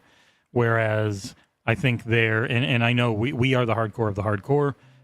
We mean quite a bit, especially for online sentiment around everything. But they, as giant companies, are always going to be chasing the casual, and it's like an impossible thing for them to break out of. So I know where you're coming from, and I get it, and I agree with how online sentiments change around wearing T-shirts and stuff, because they were really trying to push the kumbaya, let's all work together, because there is no actual benefit for customers side of things. But people just weren't ready for that, and we saw the immediate shift. Which is over. I just don't think it's going to actually change much, because they're not multi-plat on everything now, and I don't think they will be moving forward, just because certain studios don't have the bandwidth, certain teams can't get everything out. But as far as the sentiment around it, I don't think until we have completely aged out it will ever change. So you always have to keep that in mind when you are talking to the hardcore Halo fans at a Halo event. That's not a big public thing. So when you do something like putting that on, you are just talking to your fandom. You're not really talking to the public, unless you're hoping other outlets are gonna, like CNBC and others are gonna cover it, and then you get it. But Jesse, isn't that kind of an argument against doing what they did? Because that fandom that not public that you're speaking to are very much the ones that are there. They're the existing install base. It's like slapping them across their face. Well, so it's different. It's the people that were there, because we had Ursel there. They were happy. They loved it. They don't care. Okay. They want Infinite on PlayStation, so they have more people to play with. Like the people that are at HCS. Okay. It's us online in our home offices or living rooms, like I am, a lot where those debates happen. Okay. Yeah, it's been a thing, moving from forums to Twitter to Discords and stuff, and we are more invested in those comparative, because like people will say PlayStation's had no games this generation. They've had less from their first party. They've had an infinite amount of amazing games from third party, and that's all that the casual ever cares about. They're not going, oh man, I haven't had a Naughty Dog game this generation. They're just like, oh, I wonder if there's going to be a new Last of Us type of discourse there. Let's put it another way. All right, we have those stats from Matt Piscatella, right? And there's only actually 4% of the gaming audience that buys more than one game a month, right? Now, that means you're buying 12 to 24 games a year at least. Now, that one whale customer, how many casuals who are 60% of the market who will not even buy a game this year? How many of them do you have to replace with the one person who's buying 12, 15, 20 games a year? To make it like a viable yearly business. So the reality is you have to grow, you have to look to the next generation, but you don't do it at the expense of your most valuable customers. And this is what I mean, right? There's ways to do these things. Yeah. Anyway, we're talking about PlayStation. Well, real quick, it's the same thing because everyone's. Oh yeah, go ahead. He dropped a $2 super chat. He says, "Let Everborn cook," and that shirt was before Asha. I brought this up because we have seen Asha change some of the talking points, the delivery method, the messaging, right? Like we have seen her effect, at least online so far. At least I have. I think you have as well, Jesse. Do you think there's something to the idea of before Asha and what they could get away with, and after Asha and what they can get away with? I think, and I might get yelled at, I think it's the Phil, kind of like how Miyamoto hasn't really worked on a game in like 10 years. I do think Phil was a little more I'm top level on business stuff. I like to go to the places, play games, have fun, go on our podcast and say how much he likes them, and then have them canceled a few months later by the people who are more paying attention. The Everything is an Xbox and talk about everything was very much a Sarah Bond initiative. I think the person who was never into it, and we can tell from the emails, was Matt Booty. And him there as her right hand to let her know about the video game industry as she learns is, I think, a shift in how they as a company look at stuff. Where Matt Booty's an old school gamer from Midway. You got to say his name. You got to say his name right, Jesse. It is Matt Spend the Competition Out of Business Booty. That is actually his middle name. He is a man who knows the trenches in a way that, and I met Sarah Bond a few times. Really nice, really passionate. Swore like a sailor. Yes, like a sailor. Most people don't know this. Sarah Bond swears like a sailor. I loved it. Oh my God. Anyway, she was funny. Very funny. But very different background. More T-Mobile executive and a bunch of different things. And less gaming focused, like Asha is. But I do think Sarah Bond came from the Uncarrier, and she tried to make Xbox the Unplatform. There was a lot of playing up to what, and we see it all the time within Microsoft the last few years, what is going to get me the okay from upper management. And they were desperate to find ways for AI and growth to pay for AI. How do we get our margins up and all that shit? And so it's not even that, this is the way I think we need to go just because I love it. It was very much, I think, in a culture within Xbox leadership of they want growth to pay for AI. We need to cut costs, which means cutting some awesome looking games in studios. Cool. And we need to be everywhere and just get more money from what we make. With margins being lessened and focus on public sentiment being more, I don't think actions change as much as the public things you say around them will definitely change. They won't be the same type of t-shirts and talking about it. Like they still had Stranger Than Heaven still showed every platform at the end of its little thing. I wouldn't be surprised if they still have platforms sometimes. I was surprised though that even on the Sega channel rather, it said Xbox Presents. Even on the Sega channel. Yeah, they paid for, I think they paid for the whole thing really in the whole production of it. Yeah, which was cool. So I do think we'll see a change, and it's a little wins. What small things are quick to change? Because Xbox is a tiny little. Well, it's actually a bigger than people think ship. Part of the giant Microsoft ship because so much AI is bullshit, and they're not actually making that. Third largest business at Microsoft from a revenue perspective. Yeah, and the first one with cloud is a lot of smoke and mirrors where everyone's just taking money from each other and circling it around. Right. So they're an Office 365 company, like providing that to enterprise, cloud, and then gaming, and then Windows. Yeah.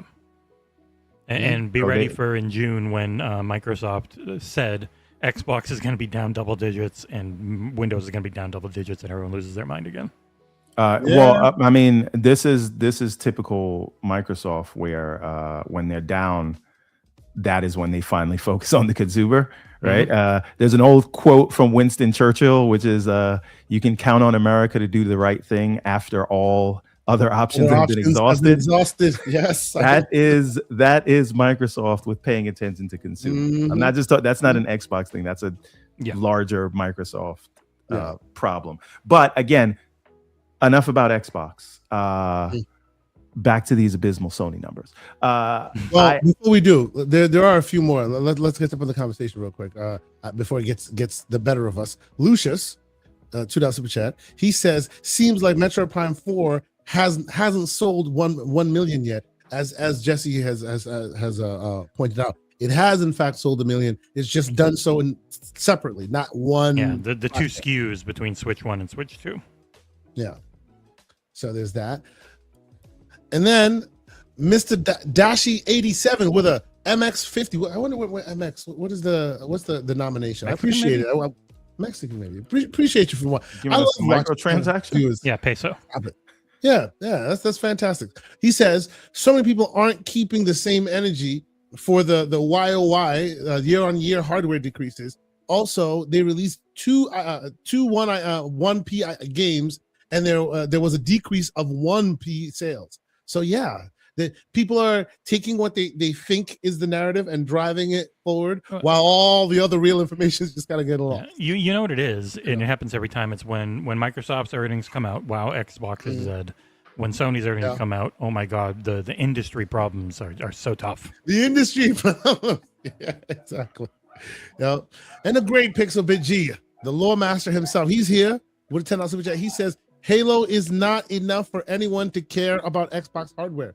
Either keep the XGS or go up or go belly up. It's wild to think one exclusive will help when the beginning of the fall began when Xbox got no games.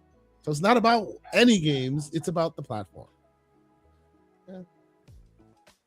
So you think that Everborn, I guess this one would be more to you. This would then say that whether they put Halo on PlayStation or not won't solve the problem. It's not just one game. In his contention, it would have to be a whole movement rather than just one single game. I think first of all, shout out to Pixelbit G. The great one. That's right. He and I have a different stance on this. I am not as annoyed by multi-platform as he is, except when it comes to like core IP. Now, if I were doing it, I would choose his option, which is, hey, maybe Xbox Game Studios should just be for Xbox. I mean, it's not a crazy concept, but that is the world as I would like it to be. Though seeing the world as it is, I do not think that if money is the primary driver for them, that if you look at the overall size of the business, I don't think that they would be terribly hurt by at least stopping one or two of the ports for what it would mean to the audience to keep them enthused about the brand instead of defecting. Right?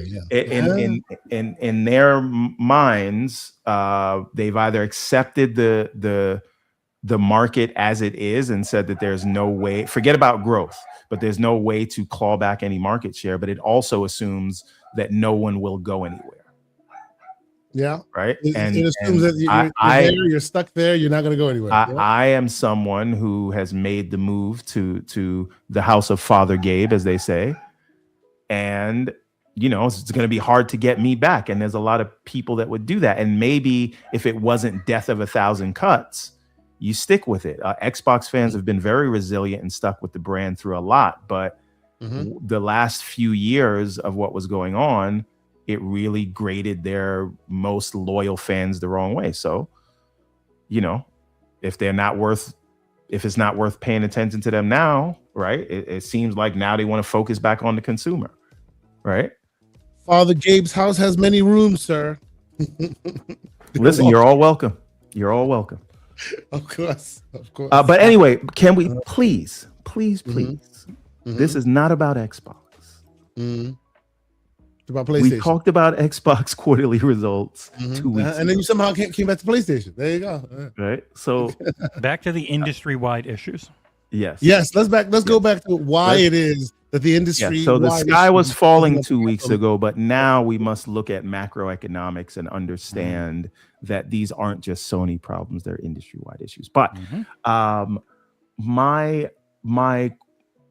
question is, forget about the reporting, right? Because we also know that Shuhei Yoshida has said, who used to run PlayStation, he doesn't know how they're going to make their budgets back if they don't continue with the multi-platform strategy. Matt Piscatella has said on the recent Games Business podcast, great episode.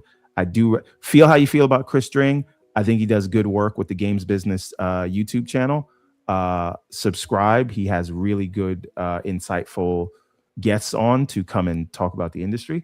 But this time he had Matt Piscatella on again. Before he had Matthew Ball. In the past, he's had Jacob Novak, formerly, I think he used to work for Square. But anyway, Matt Piscatella has said the PC ports have had no material effect on PS5 sales. Mm-hmm. And again, Shuhei Yoshida also said he's seen no signs of them pulling away from PC. So you're going to make PC specific headphones, PC specific monitor, PC specific controller, drivers for your controller on PC, drivers to move the PSVR to PC. You just released Death Stranding, your Game of the Year nominee last year, a single player game that you published on PC. Kenna Part 2 coming out later this year is day and date single player game that they are publishing. Marathon released everywhere. You're touting the numbers on MLB The Show, a game that is everywhere. So again, point to me where anything that they have done says that they're pulling away from PC. And if you want to say why is Ghost of Yotei not on PC yet, hasn't even been out a year. Tell me what single player first party game has come out in a less than a year. As a matter of fact, less than 14 months. Yeah. Right? Most of their games are 14 months to the minimum, up to 2 and 3 years. So they've got 2 years to not put this thing on PC before there's any actual material change in what the current strategy is. And again, they still haven't even said anything.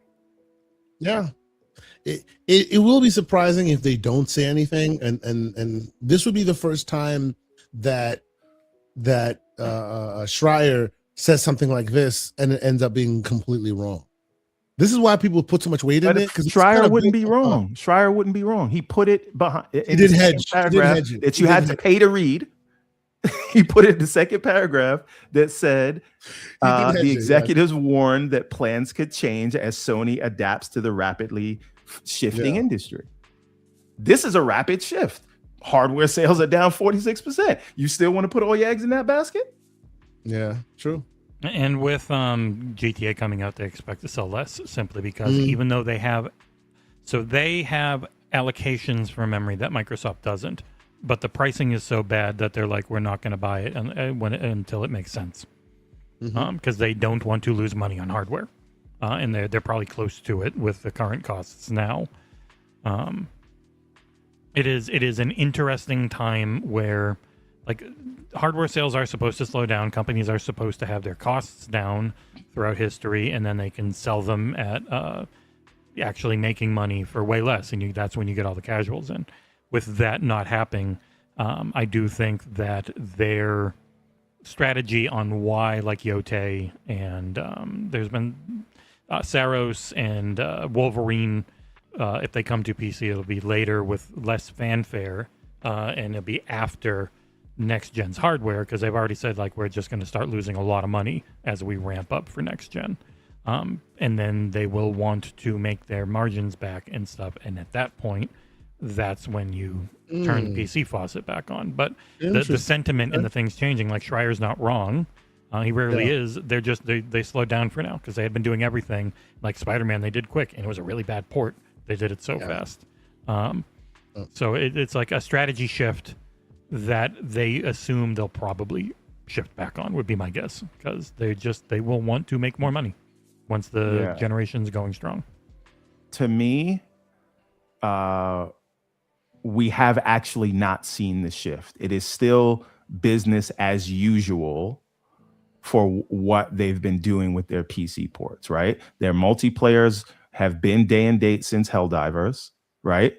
Their single player games have always had a delay of over a year, and their second party games are day and date.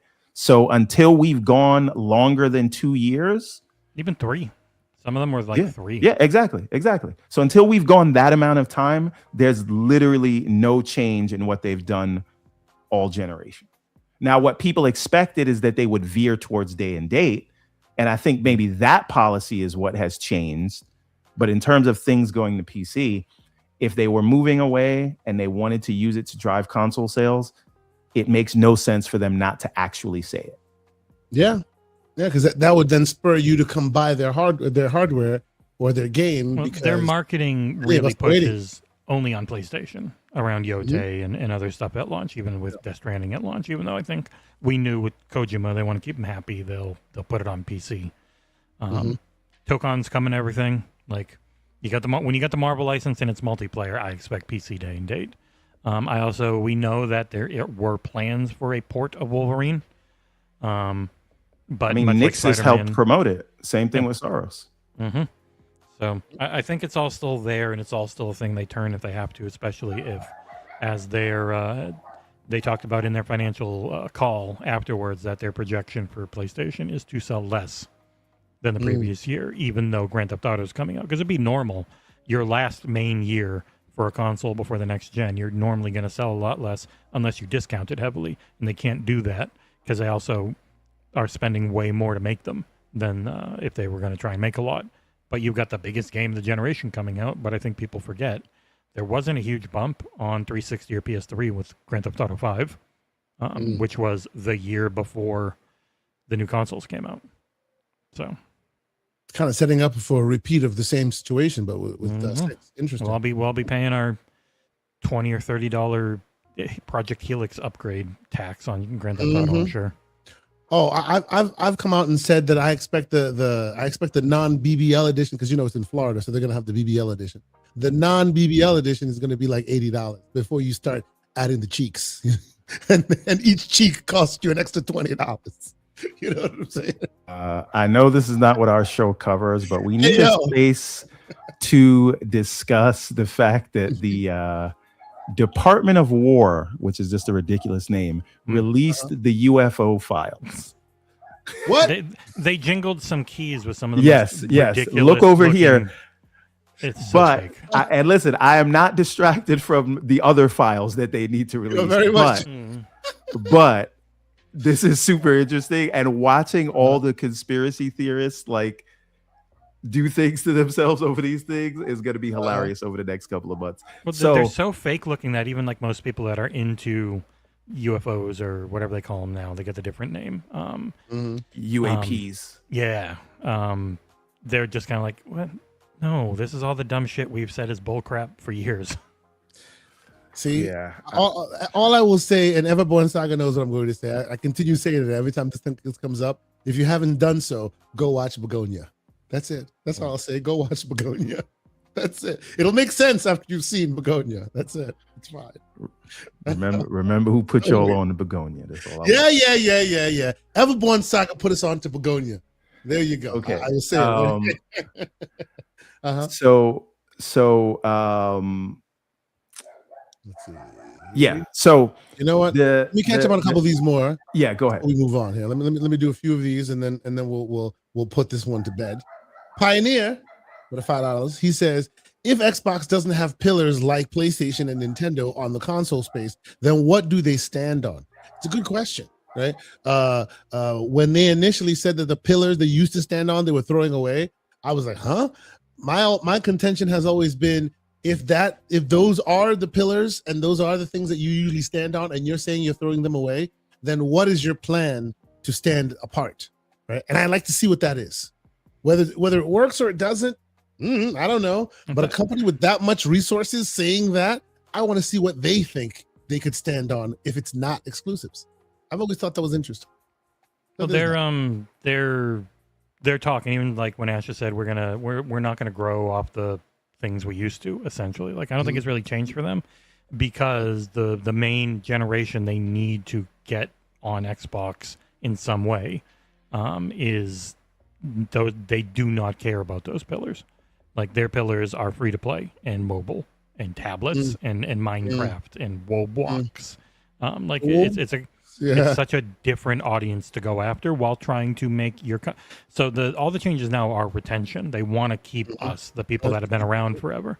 But moving forward, it'll be about keep us, still focus on work in the EU to open up all those stores, because walled garden ecosystems are bad for consumers, and the EU is generally pretty good at going after things that are bad for consumers. We're used to them. We are used to the way things work. And The thought of having something that has new always and been better, my scary. critical. Yes, that has always bothered me. Always bothered me. Well, that's just the way they do it. So, right? And they didn't do it before they started doing it, and now you're used to what they do. So allow them to do something new, and maybe they'll change your mind again because it didn't exist until they made it exist. The competition we've seen with the Steam Deck and then getting a way better handheld. Yeah. Like, you want that good competition. You don't want the same shit all the time. That's why, all the time. like, people around the industry will be like, yeah, well, I want, even though I might not like Microsoft, the company, because Microsoft sucks and they're horrible.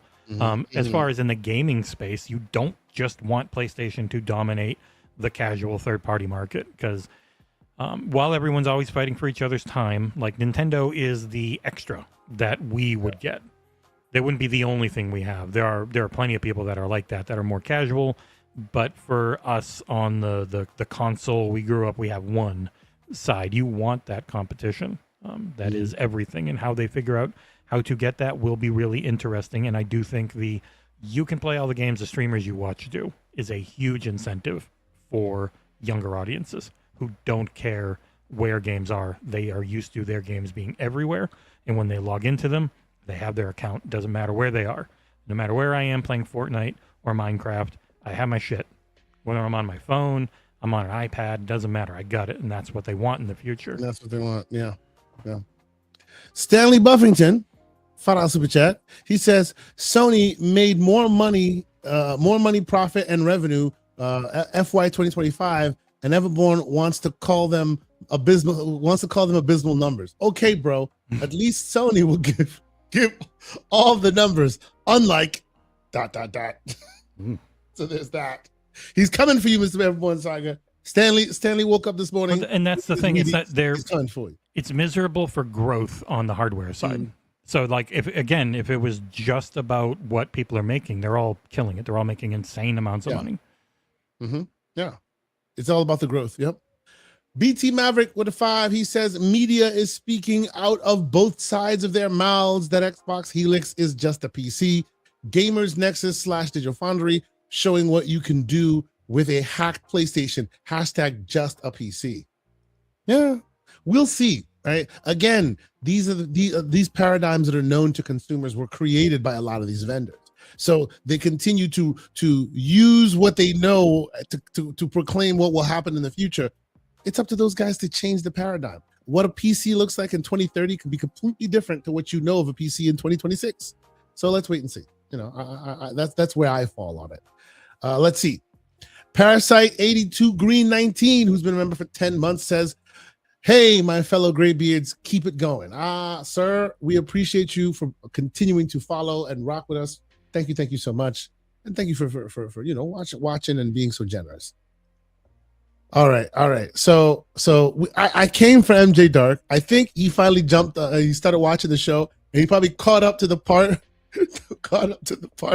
With his precious was attacked. Yeah, with Metroid Prime 4, because he responds with a $2 super chat saying, "Never forget Craig Face on Halo Infinite textures." See, he's the reason why I have formulated the League of Extraordinary Bifocal Individuals, because we watch them textures, man. That's what we here for. So if you want me to go for the PlayStation, the Nintendo textures, and the Xbox textures, I too will do that.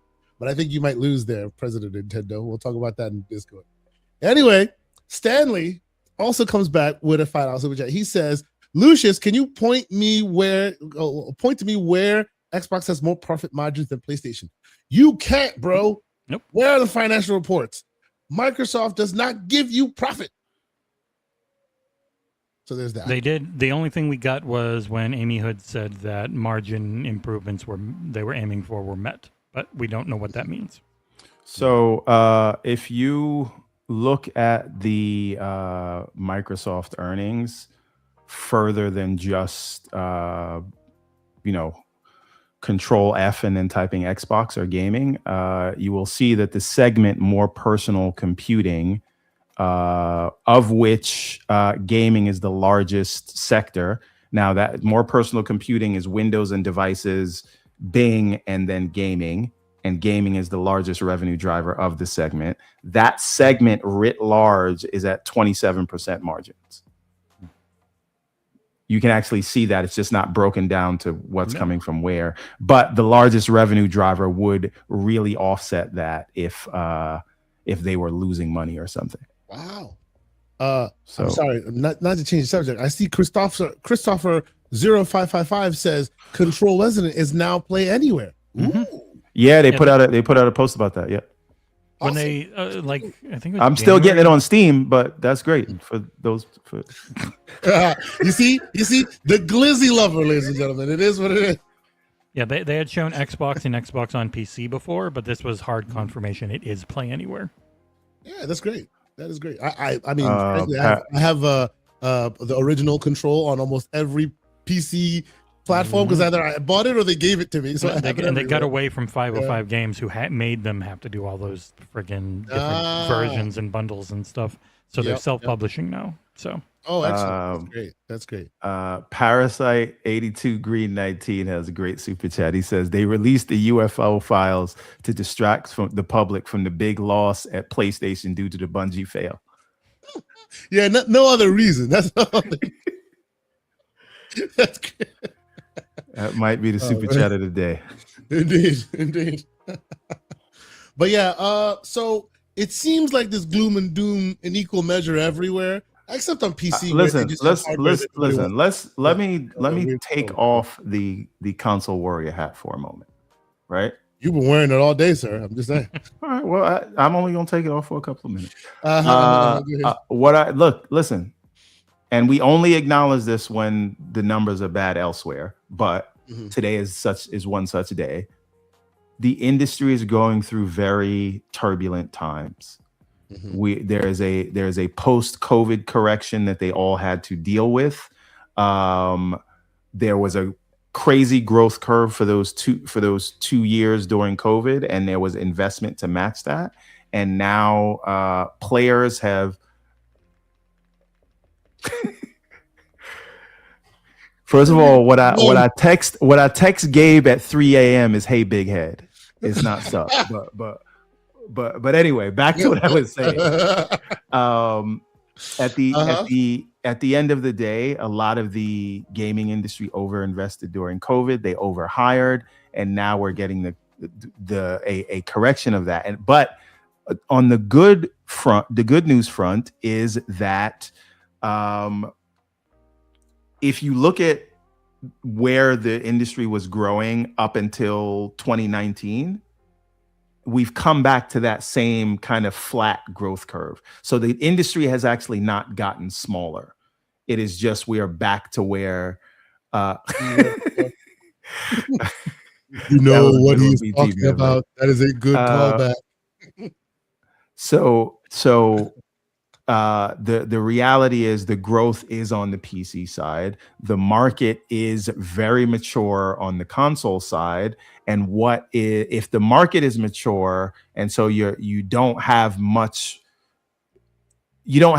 runway to grow from a user perspective, you're gonna rely on existing customers that would come by. And if at this stage, 7 years on into the generation, you need the casuals who are more price sensitive than the people who would come on earlier, and macroeconomic forces are making that difficult. So you cannot lower prices to get the customers you would usually get at this time. And that causes people to have to do funky things, like PlayStation putting games on PC, like Xbox putting games on PlayStation, right? And we see these hardware numbers reflecting that. What we're not looking at is an industry that's dying. This is what a very mature industry looks like.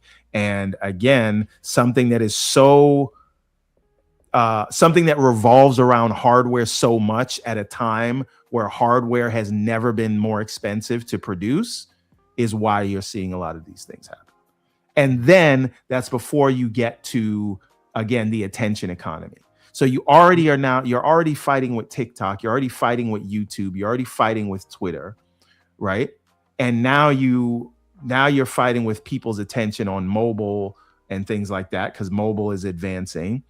And so now you're doing that at a time where, in order to enjoy your content, the price of admission is at least $500, $600, $900.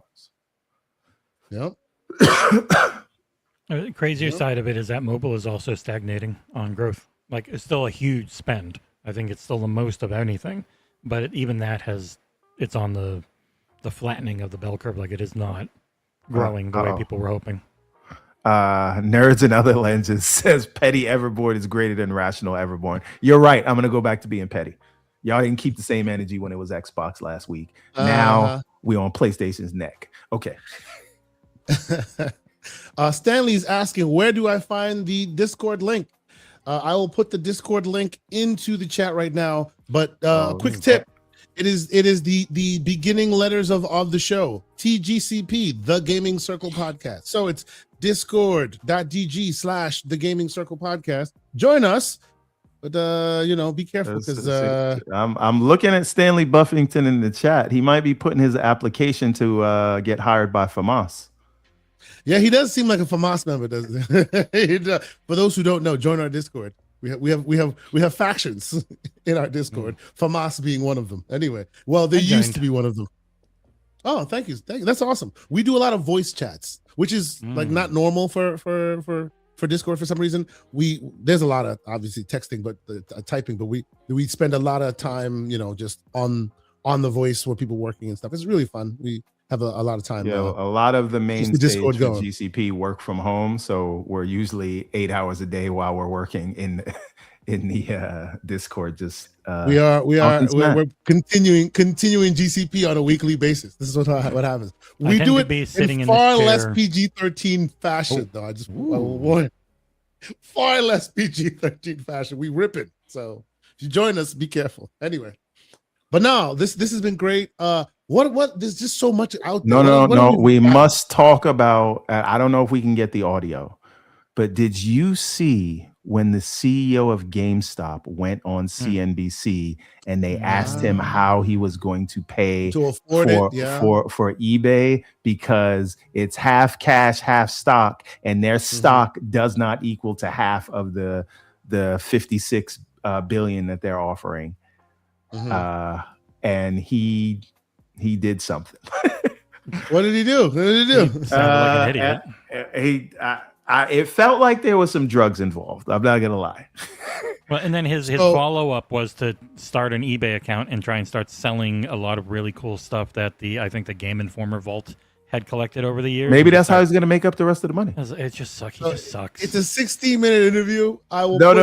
There's a clip. Daniel Ahmad had. If you go to Daniel Ahmad, he had it on X. Okay, but that is the interview. It's Juga, not Zhu. It's Juga. Yeah, Juga.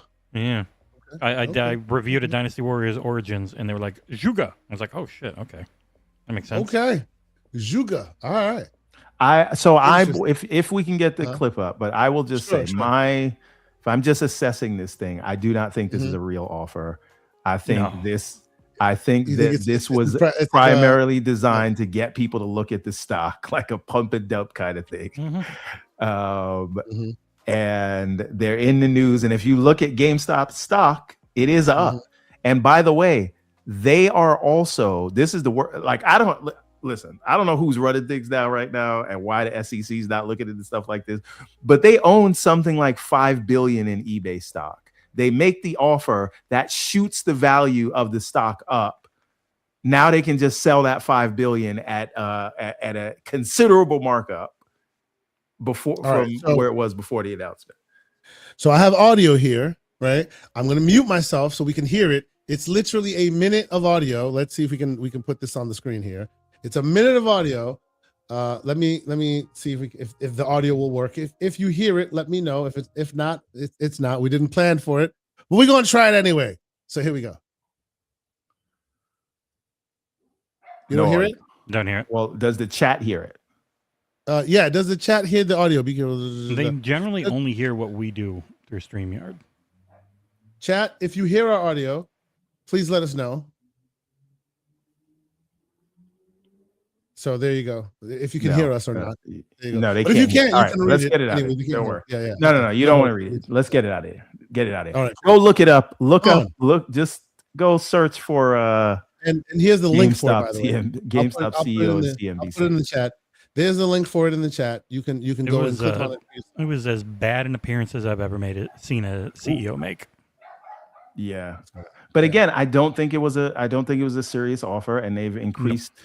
They own a very sizable amount of shares, and they've driven up the value of those shares. So I wouldn't be surprised to say, hey, we're exiting right after they sold their shares. What in previous years, wouldn't moves like this that was naked on its face we live in wild times.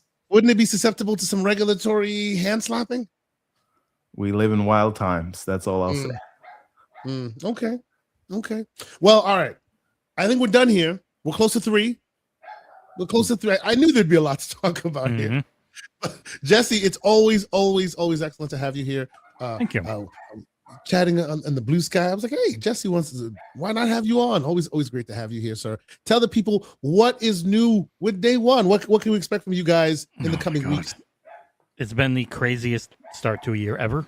I can't even count the amount of reviews and previews and members only stuff we've done. Man is a machine of reviews. Holy crap. I'm closing in on 400. I haven't been doing it that long. We're closing in on $1,000. We're at 980 reviews on OpenCritic now. You can find us at playday.one, our main thing. And you were wondering about this. This is all custom. So this website is completely custom, made by Predrag on the art side, along with a coder he knows who's been doing a lot of stuff, including got our infinite scroll working again. So we click into an article, it just scrolls through relevant things. Scrolling, okay. But the amount of stuff we've been putting out, far and away the most ever, and still keeping our focus on Xbox, which I know people were worried about when we did the rebrand from Xbox era. But playday.one/memberships is far and away the best way to help support us if you like what we do and you want us to stick around, because Google has destroyed making money on the internet via ads. Oh, bro, you are not wrong in that. Yep. You are not wrong in that. Only people who love games and love all this continue to do it because you're not making money. That's for sure. Every tier from $4 up, no ads on the website, no ads on the forums. So you don't have any of that bullcrap plan. Excellent. I love what you guys are doing on the site. I think it's beautiful. You know, Predrag is amazing. You guys do amazing reviews and stuff. I've always loved the stuff you guys do. So here's the continued success. See you guys in a couple of weeks. See y'all in June. And Fantastic. I might be pinging you up to replace Nick when he's gone for a month and a half or something. It's all good. It's all good. I'm always happy to jump on and hang out with the fellas. It's always great to be on your show.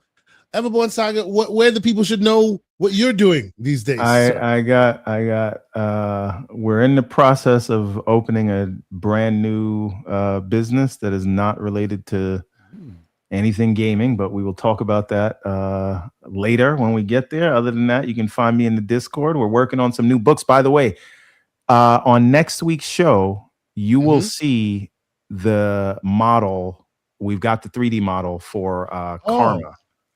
So nice. If you're into the Redlands, we will have the 3D model, and these will go up on the site, and they will be made to order. I'll just show people the aerial model. And if you want to know who Karma is, that's Karma right there. Designed after this is Everborn Saga. So there you go. So now they're doing models. It's really cool. I'm looking forward to see what they do. Oh, there you go. So that is Everborn, the original. This is Ariel, yes. So we will be, and these are all opposable, by the way. It's like actually an action figure. So we will be doing Karma from the Redlands next. Very nice, sir. I'm sure Mrs. Everborn Saga is very, very intrigued about a physical version of Karma. That's cool, man. That's cool.